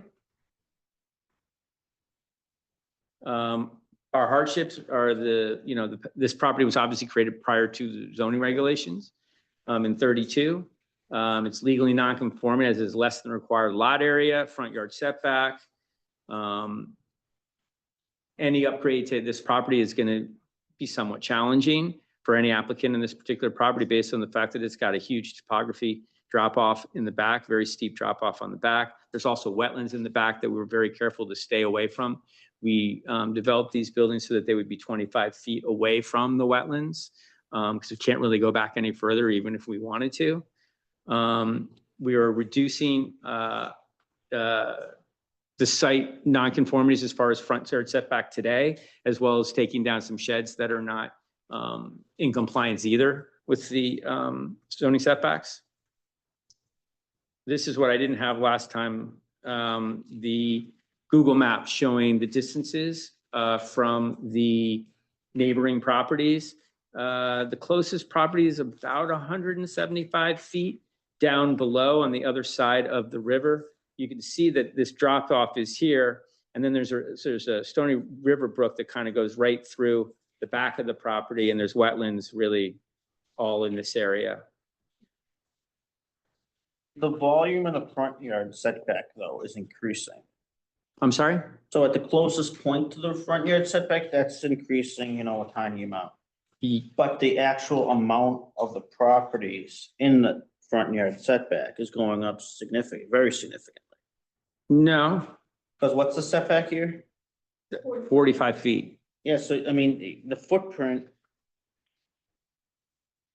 I mean, these don't have super. Yeah, no, roads. you're right. Right Obviously, here, there's a large area here that is being built in the front. No, yard setback, that's not there absolutely, now. absolutely, absolutely. Yes, there's obviously more area going into the front yard than prior before, but that's the only place that we can honestly Build. build to, These are the wetlands and. based on the topography and the Yeah. wetland. We can't move the property any further back. But than it's we not can. like you're making it more conforming with the front yard setback. 'cause you're Well, building it's back more than the existing. I mean, house. like a couple feet. From maybe. 22 to 18 or whatever it is. Well, this, 21 point, Eight. yeah, and 18 to 20. it's a few inches. I mean, this isn't, But then a massive amount Yeah. more of building. really, it's coming gonna be forward. much more along that road there when you go down in the front Right. yard setback. This That's is, a big change. That's a big ask. So you're But- just like running right past. we're still under coverage in the zone. We're not going over coverage for this particular piece of property. Had it not been for the topography in the rear of the property or the wetlands in the rear of the property, we could have built obviously to the same amount that we're trying to build to today as far as the coverage goes. So this is the only place that we can build to the coverage of this particular piece, build to the allowable amount of coverage in this particular area. We do have a landscaping plan of the property. And this is essentially what the renderings are gonna look like of the property. This is what it's gonna look like from the front of the property. And then you can see the rear of the property is where you see the extra story that we have. Which would basically be garage areas. It's basically a garage, yeah. We did briefly calculate the numbers while you all were discussing, and it does meet the definition of a basement, so it does in fact, at the current numbers, count as an extra story. Although, I don't know, There's Stephen, two how, families within like 4 inches. so of in, average grade. in theory, the two family could be adjusted, but But because of the slopeness, I can see the point. I'm not saying it's right, but I can see the point. and then I'll just also add, given the concern about the location of the homes, staff did meet with the applicant multiple times for development of these plans, and inland wetlands reviewed them, and at one point, I think the driveway was over 10 feet closer to the wetlands, and that was not approvable, so everything shifted because the construction would not be feasible if it were shifted closer, so that there was a lot of staff review relating to wetlands and encroachment on the wetlands. And I also think it's important to note that, we're moving 2 curb cuts on South Avenue. We're planting that area on South Avenue as well. And you're really now, the upgrade to this particular piece of property as you come into New Canaan, I think is significant. And it's something that the commission, I just want to note to them, yes, while we are adding additional square footage of house in this particular area of the property, it's the only place that we can do that. And it's also within what we're allowable as far as coverage goes. We also. Kind of onto what David was saying, we certainly would have liked to move the house, both of the structures back further and be further within that setback. But we have, on one side, we have the wetlands where we can't go any further back. And in the front, we have the setback so we're kind of being pinched on both sides. So it's certainly something that we tried many, many different times and many different iterations of what we could do. And this was the best that we could do.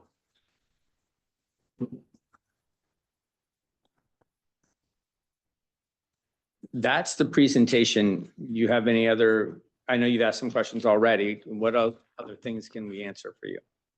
This is Jessica Cardin. The one question, you indicated that the existing single family and existing two family are actually being swapped based on the plan. So my question is there any issue with that change in the plan? Or are the field cards specific to the build structures that they were historically? Yeah, if a 3-family use is allowable, then you are allowed to rebuild the structures in and of themselves. You don't have to keep them necessarily in the same spot. I had the same question. So could that also then permit 3 individual single-family homes on the lot? I would argue no, based on how the zoning regulations on two families distinguish detached units versus attached units. So I would argue you're permitted an attached two-family and a detached single-family. That's correct. Just what specifically is the hardship? Yeah, I'm not even close. there, It's the Dave. it's the topography in the back of the property. We can't move this property any further back. But- Based on the fact that you have a 25 to 50-foot drop and you also have a wetlands crossing in the back of the property. So there's nowhere to move this property. But They move this you purchased this knowing all of that, right? The market price that you course. paid took that all into account. Of course, I mean, of Dave, course. I mean, a hardship goes with the land. So it doesn't matter who the owner is. It doesn't matter whether it was someone before us or now. It's specific and unique, obviously, to this particular piece of property. So when we're looking at particular pieces of property and we're looking at whether or not they can be developed, you say, you would come to this board with the request to vary a regulation based on the fact that your lot is different than other people's. Forget about whether it's a two-family or one-family. This in and of itself, if I was building anew today, I had nothing on this property itself, I still would have to be in the setback, no matter what. I'd have to be in the setback. There's no way to build this property because the back of this property is still 25 feet away from the wetlands. I don't think we're looking at the two or the one. At least I'm not looking at that for the purpose of this variance right now. It sounds to me like that can be something that gets hashed out later. The way I look at it, I just have some notes here from not years ago, but variances can only be granted by the board when there's an exceptional difficulty or an unusual hardship. And that's shown by applying the zoning ordinance to specific parcel of land. This requires that there be a unique hardship, which requires there to be a greater hardship and difference from the restrictions imposed on other properties in the area. Going on, variances are intended to prevent zoning from operating as an unconstitutional taking of the property. Before there to be a confiscation, the Barolo Court confirmed that the application of a zoning regulation would have to practically destroy the value of the property or preclude any reasonable use of it. And again, the Barolo Court, 'cause that's the main decision in this area, said there's no hardship under the confiscation test if there remains any reasonable use of the property. And if there's any reasonable use of the property, the applicant must instead satisfy the exceptional difficulty test and establish that because of a factor unique to the property, little enforcement of zoning regulations would cause exceptional difficulty and unique hardship. I think we're clearly under that exceptional difficulty test because it's not a confiscatory situation. And Then when we go on to that exceptional difficulty test, disadvantage in property value or income or both to a single owner of property resulting from the application of the zoning regulations does not warrant relaxation of the zoning variances or create a hardship. You could rebuild where these houses are. You could build new houses there. You could even go up another story there. I'm not seeing what hardship necessitates something of this scope. I mean, this is I'm not- a much bigger ask than I ever recall seeing, I'm in 15 surprised- years on this board. I'm honestly surprised that is your opinion of this. I don't think I've seen anything that has such a hardship than this particular piece of property with the way the topography on this property falls off the back of the property. I just haven't. I mean, there's a There's a hardship in- 35-foot drop on the back of the property. You can't build anywhere except for where you want to build. And why shouldn't this applicant be allowed to take advantage of the lot area and the coverage on the particular piece of property that anyone else would be able to? They could rebuild where they are. They don't need to have more area in the front yard setback. They don't need anything. They could build in the same size. Have But you like, seen the how is it properties? creating a hardship? I These go by properties this are all the 19, time. these properties are from the 1930s. I mean, I know, but they could haven't been tear that upgraded down and Put once. something new in the same spot. They have not been, We just saw another house from the 1930s that took an approach to an extension that was Yeah, kind of within its same footprint. Every owner has different choices to make, I totally. mean, Not just this is. To your point, Like massive change. I mean, we're not supposed to, we're only Start- adding start we're only creating adding spot 600 zoning square here. feet to these two properties. Little over 600 feet. but you're also asking for a 170 feet. story above what the 2.5 stories allowed. But we're still under the height. We're still under the overall height of the particular piece of property. You could stay in that footprint and not increase the encroachment on the front yard setback and stay within 2.5 stories and build new houses there that are reasonably sized. To say like somehow you're deprived of any use of that property because you can't build something of this scale or create some exceptional difficulty for you developing it. I mean, it was just purchased like this, as Alex just said. I mean, and it's not a proposal like the one we just saw where they're being very careful to make it not noticeable from the road. They're staying with setbacks. They're not increasing in the area, things like that. This is the opposite direction of what this board would normally see. I don't agree. I mean, obviously, you're the chairman of the board, and I respect you and this board tremendously. I don't like to bring applications where I think this board is going to be as challenged as you seem to be right now with this particular application. So I'm somewhat surprised by your comments. I would say that in general, once again, like, we can't build anywhere else on the property. We're not going to build the exact same house, you know, that is sitting there today. And I don't think we should be required to build the same house. People come in here all the time to look to build larger homes, stay within the coverage, and their properties have to be sitting in areas of the property that you can't do anything with. Sometimes there's a septic system. Sometimes there's a water line. Sometimes there's things that you can't get around. In this particular case, it's topography on the house, the topography on the property that doesn't allow it to be built anywhere else than where it is. And the ask is really to have the coverage be what would have been allowable in this particular zone if you didn't have a topography problem. That's essentially what they're asking for more than any well. It's not a coverage issue. The issue is the area in the front yard setback and the additional story. But what I'm saying is that the house can't be built anywhere else. It can't be built for the most part anywhere else on the property except for in the front yard setback. But it can be rebuilt with the same encroachment into the front yard setback with a whole nother story above it. Well, that might be difficult. So Chairman, I just wanted to add something here. I think, you know, what David is saying as well is if this property was flat, which it isn't, we would be able to stay within the setback and still within the coverage, which we are now. But because we have this topographical hardship and the wetlands in the rear, that's what makes it, that is our hardship of why we cannot satisfy, you know, the concerns that you have. But just because you have a hardship doesn't mean you have like carte blanche to do whatever. Rich carried too, but my question is to ourselves, but he's under the coverage. So like if he was also asking for a variance on the coverage, then that's a mass issue, right? You know, mass, but whereas. No, that's a square footage issue. It's, well, mass square footage issue, right? Here, the applicant is under the coverage.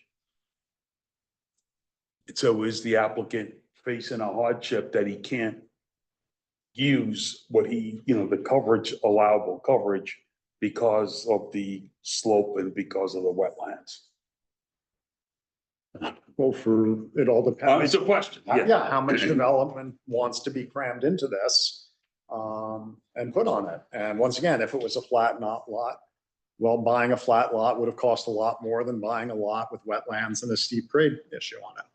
So you have to take that into account when you decide to build your home or do your development. Jessica, do you want? Well, I mean, to your point, I see what you're saying, where it is an enhancement of the existing setback sort of non-conformities because of the way you're redesigning the footprint of the two structures and the way that they're now being oriented, where it's more lengthwise into the setbacks. That way, so there's a lot more physical structure that's going to be in the setbacks. So it's kind of, I do agree, it would be a pretty significant increase of the nonconformity.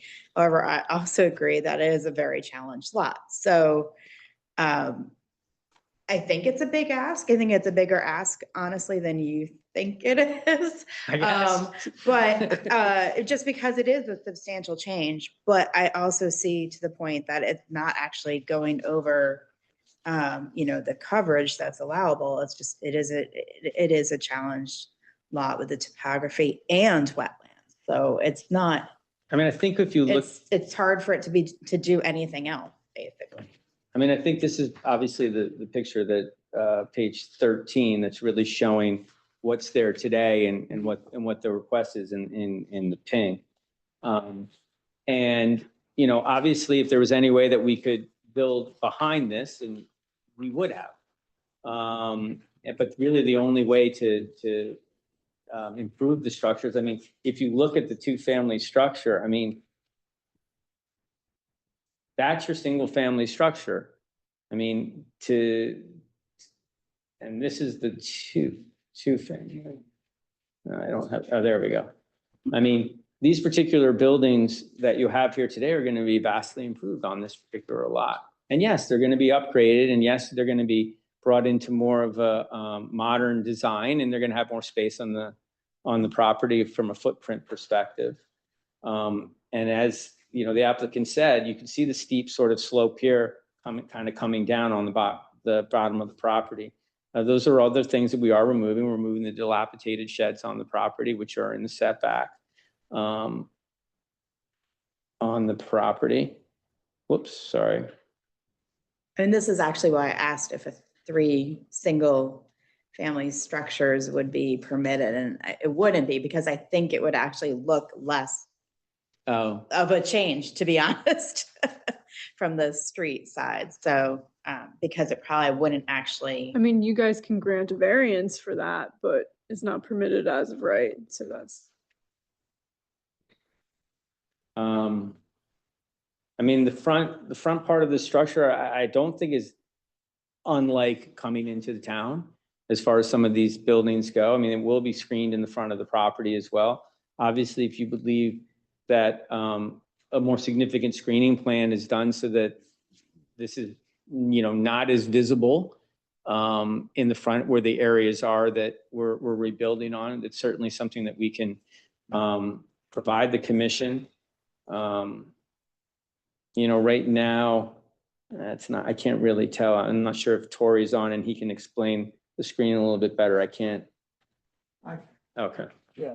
And I just bring this up based on the fact that if the commission is concerned about sort of the look of the front of it, and that's where a lot of the extra building is going, perhaps the screening in and of itself is something that will, you know, be appropriate or can be expanded on to alleviate any of those concerns. Absolutely. So in terms of the front screening, there really is not any, when I say screening, you know, you think evergreen trees or something like that, because the front of the building, at least maybe I'm partial to it, but look aesthetically pleasing. We didn't technically screen those with a border per se, but we do have shade trees that are planted, you know, every so often staggered on the front property line in terms of, you know, and in addition to that, full foundation landscaping. So we would certainly be open to screening it, screening the front if the commission felt that would be better. But if you look at the renderings, you know, we felt that it would actually be something that would be, you know, attractive to look at, but totally open to thoughts on that. You know, Rich Cards will sit there. I almost take your point about, in one way, 3 separate houses would be more in character of the town than one large mass. Sort of almost looks like an apartment building. I mean, I don't know if this is the type of thing they go to get a special permit for, I don't know, but I don't. We are always very careful in granting variances that we grant like the minimal amount for someone to make like reasonable use of property. And I feel this is significantly beyond this. I'm also just looking at the pink, the page variances requested. When I look at what I'm looking at and that the proposed expansion is just the pink. Correct. Versus when I look at distance to the neighbors and the size of those existing structures compared to the size in your property rendering, I'm having trouble rectifying the proportionality. So when I look at what's described in pink as being it's new compared to the footprint that is currently there, And then when I look at distance to the neighbors, looking down at the current size of those structures, and then I look at the property renderings, to me, it looks like a lot more new coverage than I'm seeing in the pink, but maybe it's just me. I mean, Dave, you're going from this in the front setback, essentially is what you'd see for lot two to this, with property two. I mean, that's a lot in the front setback. It's the height, it's the, not just the square footage in the setback, but the height is very significantly increasing in that setback. Well, the height itself though is not higher than, it's only 2.5 stories in the height. I mean, doesn't mean that there's not more building there, but the height is it's still the same in the front of the property. The only reason that it's a 3.5 story is because of the rear of the property. No, I know, the but- front is 1.5 stories. Today, yes. And today. it's going, and even without the topography issue in the back, you'd be going to 2.5 stories in the front. Which is allowable. It's allowable if it wasn't in the front setback. No, it would still be allowable in the front setback, to your point. If With the we- variance, you're not doing any building in the front setback without a variance. Well, we have a building there already, so all we would be able to do is honestly build on that little area up. Thing. Yeah, Yeah. but I don't think that's a reasonable demand of the board based on the fact that this property, this is not a property that, you wouldn't ever keep that house and rebuild it just on that tiny little piece of property. Like if you look at the pink piece of property, you look at this green area here, this is what you're looking at, what you just showed me. You wouldn't just build up on that tiny piece of property to 2.5 stories.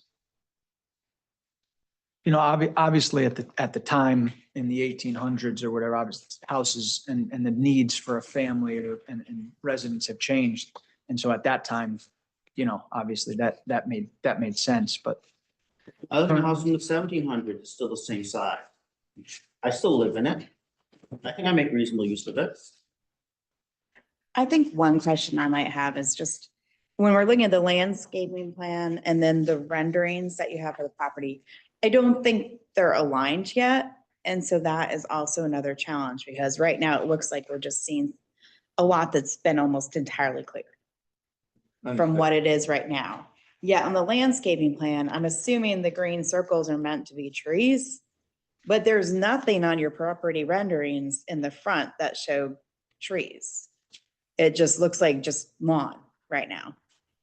I'm flipping between like those, yeah, so that's another thing. We're just kind of seeing like what seems a pretty wooded lot now go to completely stripped down.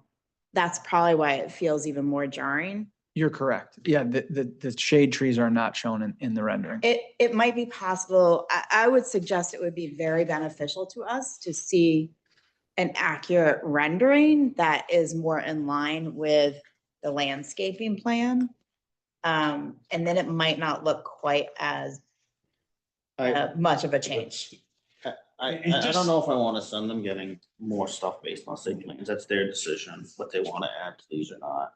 No, I mean, it's just that they've got trees proposed. It's just not in this rendering. One thing that I'm concerned about, and it was in Sarah's initial memo, is that we don't necessarily have all the information yet historically. And I, for one, don't know that I'd like to get to any final decision until I know that we have a complete record. And so as I said at the beginning, you all can make the determination that you don't want to make your decision until the 3-family use is fully established, and you do have that right. I mean, I had that same concern, which is why I asked the question earlier, because I know otherwise we're being forced to do a variance that might be conditioned on a lot of things that we don't know yet. I mean, but they could, if they built these 2 structures and they were each 1 family, would that affect your decision? And to me, it wouldn't. Well, I don't think this is what they would present if. No, what I'm they were saying, 'cause one we're family. looking at the structures, not the use right now. Right. And I'm saying, regardless of what they decide to use these for, I am not seeing a hardship in this proposal. And so just for additional background, and I mean, things have changed, but what we see a lot historically on properties that received variances in the 80s and the 90s is ZBA set on non-conforming lots just a setback, like, okay, you have an undersized lot, you're on a corner lot, your front yard setback is 17 feet, we don't want to see you ever again, your setback 17 feet. So that's where our thinking was coming from, where you all just established you're comfortable, you don't really care what's built, it meets the zoning requirements. Other than that, we're establishing this as the front yard setback. That's totally okay if that's not how you all want to operate anymore, but that is historically what has been done in cases like this, where you are essentially starting over on the structures. I understand that you're looking at the old structures, but everything's being torn down, but you're starting over. That seems inconsistent with some of what we've done though, and other, when we've looked at additions and things. But again, So- I'm saying clean slate versus you're adding on to a new property. So if you want to treat this similarly to how you treat additions, that's fine. I was just going back to when you're really starting from. I don't see vacant why lot. we would disadvantage someone who's doing an addition. You know, trying to keep it within like the last application and give someone who says instead we're just gonna tear down a historic home in that example, you know, in the last application, some advantage. I think we're looking at it the same, I'm making the same inquiry, either fact that. Well, I mean, what I would say also to that is that, you know, a lot of times when we'll come in and we have like a home that we don't want to tear down, that is actually a reason that sometimes this board's like, yeah, we love the fact that you have a modern house and we don't want you to tear it down. Or I might say, yeah, you know, we really want the extra coverage, we want the setback, but I got to take down the barn or the modern house or whatever it happens to be. So I think it can work both ways. I actually think it's an advantage to come in where you already have something there and you're able to look at it, you know, not unlike the last application and be like, yeah, we like that house and the way it looks on the street and this is not really hurt. And I get that. But yeah, this is a clean state. So in the end, if with the use, we still have two structures here. And the two structures were allowed to rebuild. Obviously, what you know, we're looking for obviously is to upgrade this particular piece of property. And we believe we have a hardship with the fact that this is really the only place we can build it. Now, if the commission is uncomfortable with the way it looks coming into town and whether or not additional landscaping may be available to the applicant, we can certainly go back and look at that. We can have the applicant also look to see whether or not they can, you know, shrink the house a little bit in the front yard setbacks. Like I said, we can't move back. We tried that initially, but wetlands said that's just a no-go. The initial plan for this property was to move everything back and not to be as much in the setback or, you know, in the pink and the green particular areas. But unfortunately, that was kind of a no-go. They would rather keep us away from the wetlands than and work with the front of the property. It just gives the impression it's mass of like it, you know, as if it's on a busy street in Stamford, like on Bedford Street or something, you know, you see this stuff. You know, it just seems so massive, so close to the street. It's just a mass of it. Mhm. I mean, but I get the hardship. I mean, I do get the slope. The stories don't bother me because, I mean, you gotta have a wall, so you might as well have garages go in there. If they count the stories, so be it. I mean, how's the structure gonna stand up? I get the slope, I get the wetlands. I get all of that. Like if it was like a single family house issue, great. But you know, it just looks so so close to the street. Yeah, I mean, technically you could build this all as one single family and I mean, you'd still be looking to get setback. Right. You'd still be looking to get a variance for the setback. I mean, we can certainly look at some additional designs and way to damper the front of that property and show what the landscaping looks like and look to see whether or not we can take any more area out of that. But there certainly will be area that we're going to want to add into that particular space. How much we can remove from it, I mean, that's a question for Right, the you have no architect and the place to applicant. go. That's. There's just nowhere to go. I get.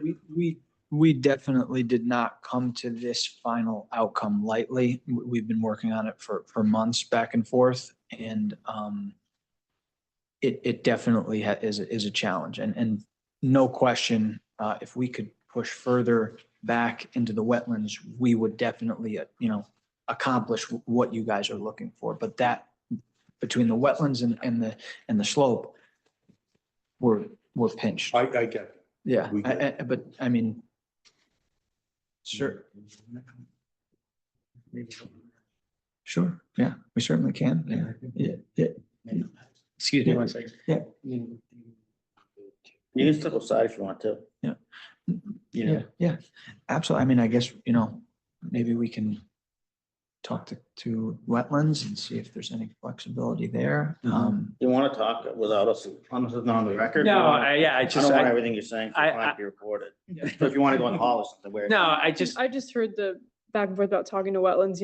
I sat in on the meetings with Kathleen and I mean, my desk is right next to Kathleen's office. So we talk about these things quite frequently, and in conversations with her, the original proposal, there was no way she could approve that. And the pushing it as they did to where they're at now, that was, I think, the bare minimum she was comfortable with. So just from wetlands, it's not going to be pushed back. And these are again coming from conversations I've had with, the final say on that. But is that by a permit from the board, or is that just a permit from Kathleen? Like, this hasn't gone to the board.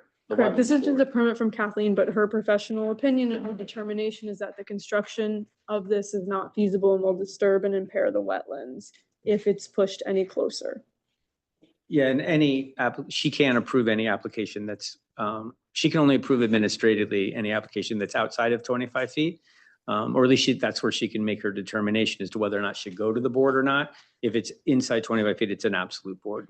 Yeah, but you're application. outside the 25 feet here. Now we are, yes. So it's not 25 feet. It's a little more nuanced than that, but she made the determination that if it was closer, the construction was not feasible and it would impair the wetlands. Yeah.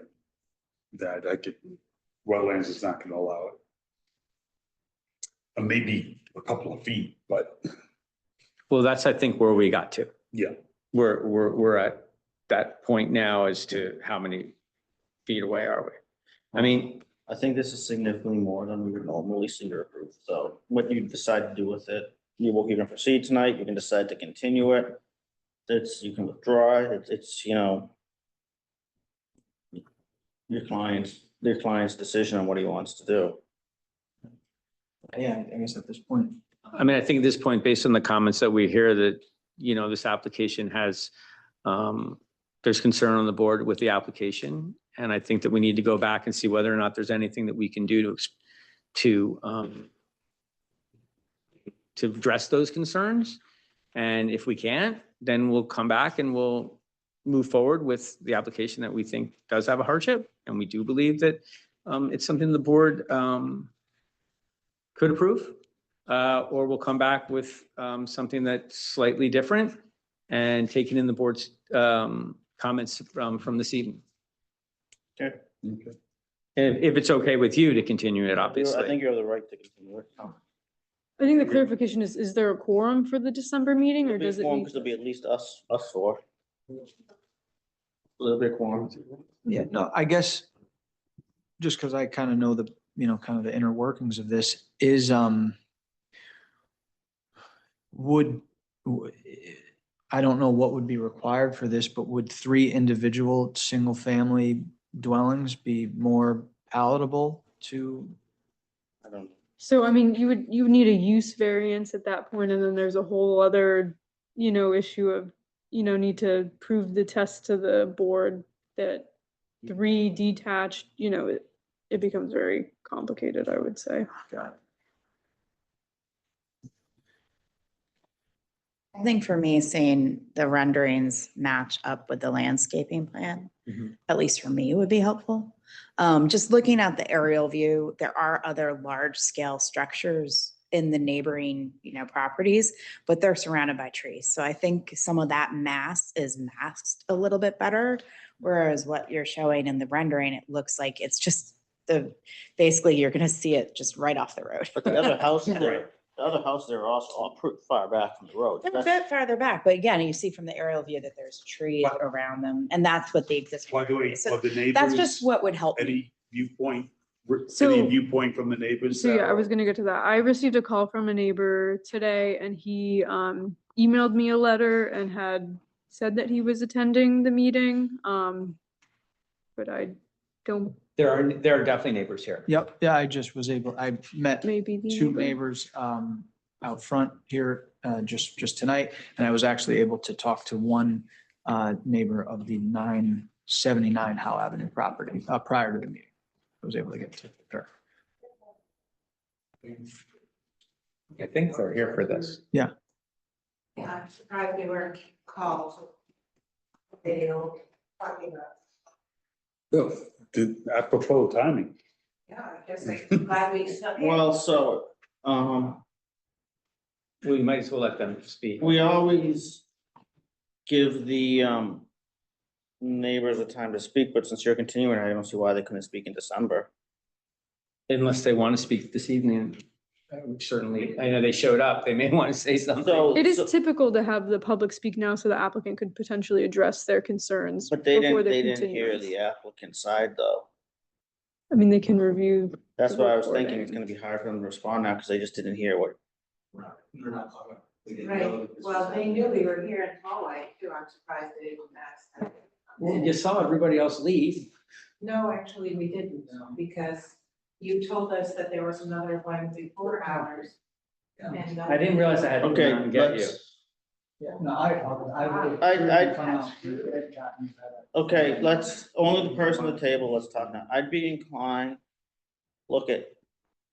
There's no obligation on Attorney Rucci, the applicant, to tell you to come in the room or not. I mean, it's a public hearing, anyone can be here who wants to be. Attorney Rucci is going to continue this the next month, it sounded like to me. There's concerns on this board.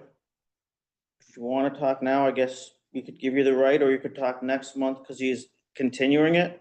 But the hearings are on Zoom, so they were posted to YouTube, so you could listen through. If it's next month when you come back, you could listen through what he just said. I mean, I'm sorry you were out in the hall. But look at, it's unfortunate. Attorney Rucci is an exceptional guy. I cannot imagine he would do I didn't even anything. realize you weren't. and behind me anything- until I anything turned around and said possibly- there's neighbors here. And anything possibly bad-willed or nefarious or anything like that.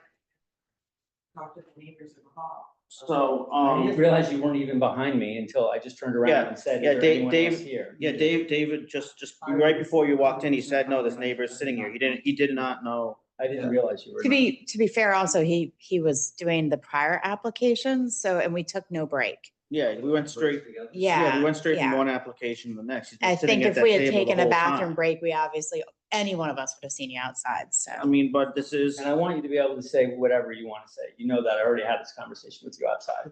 so, Luke, can you just go over again how we would find this? So I will, is one of you Tim? I think, Yes. okay, so you have my email address, so I can send you the YouTube link when it's posted, and then if you can share it with them or.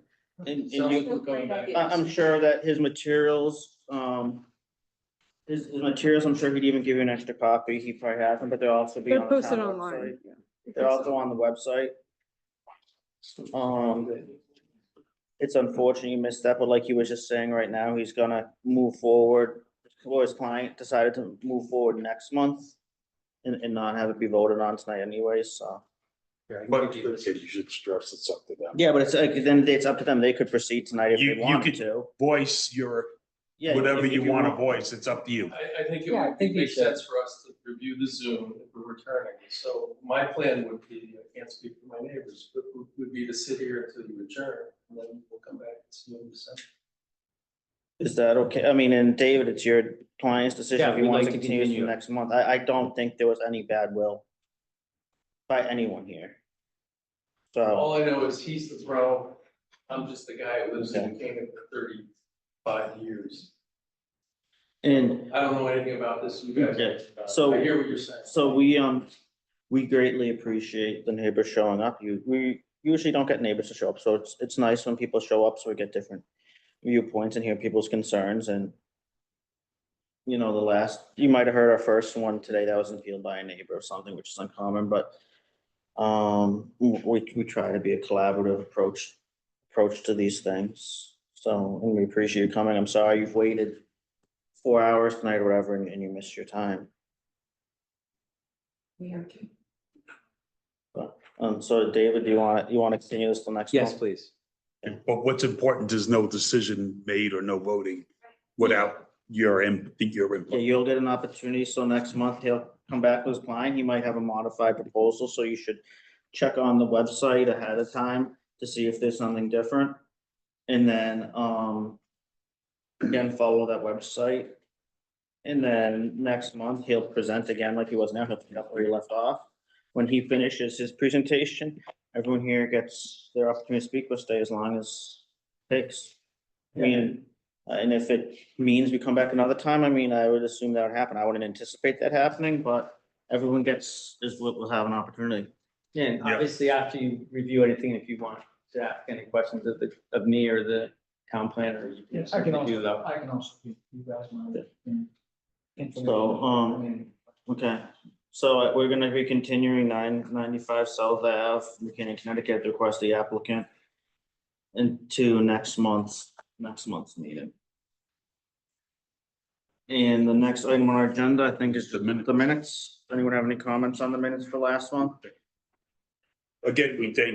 Thank you. We thank the neighbors for coming. We thank Attorney Rucci and his client as well. Does anyone have any comments from last month's minutes? If not, I'd make a motion. I- No comment from Snyder. I move that we allow them, that we enter the minutes. Anyone want to second that? I second. All in favor? Aye. So I have a question.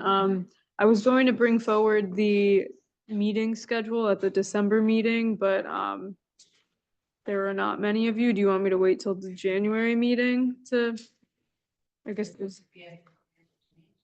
No, it's always the first Monday. Yeah, so, So is that fine? well, I mean, Like, I'll have Lola email it out to everyone, but is that fine?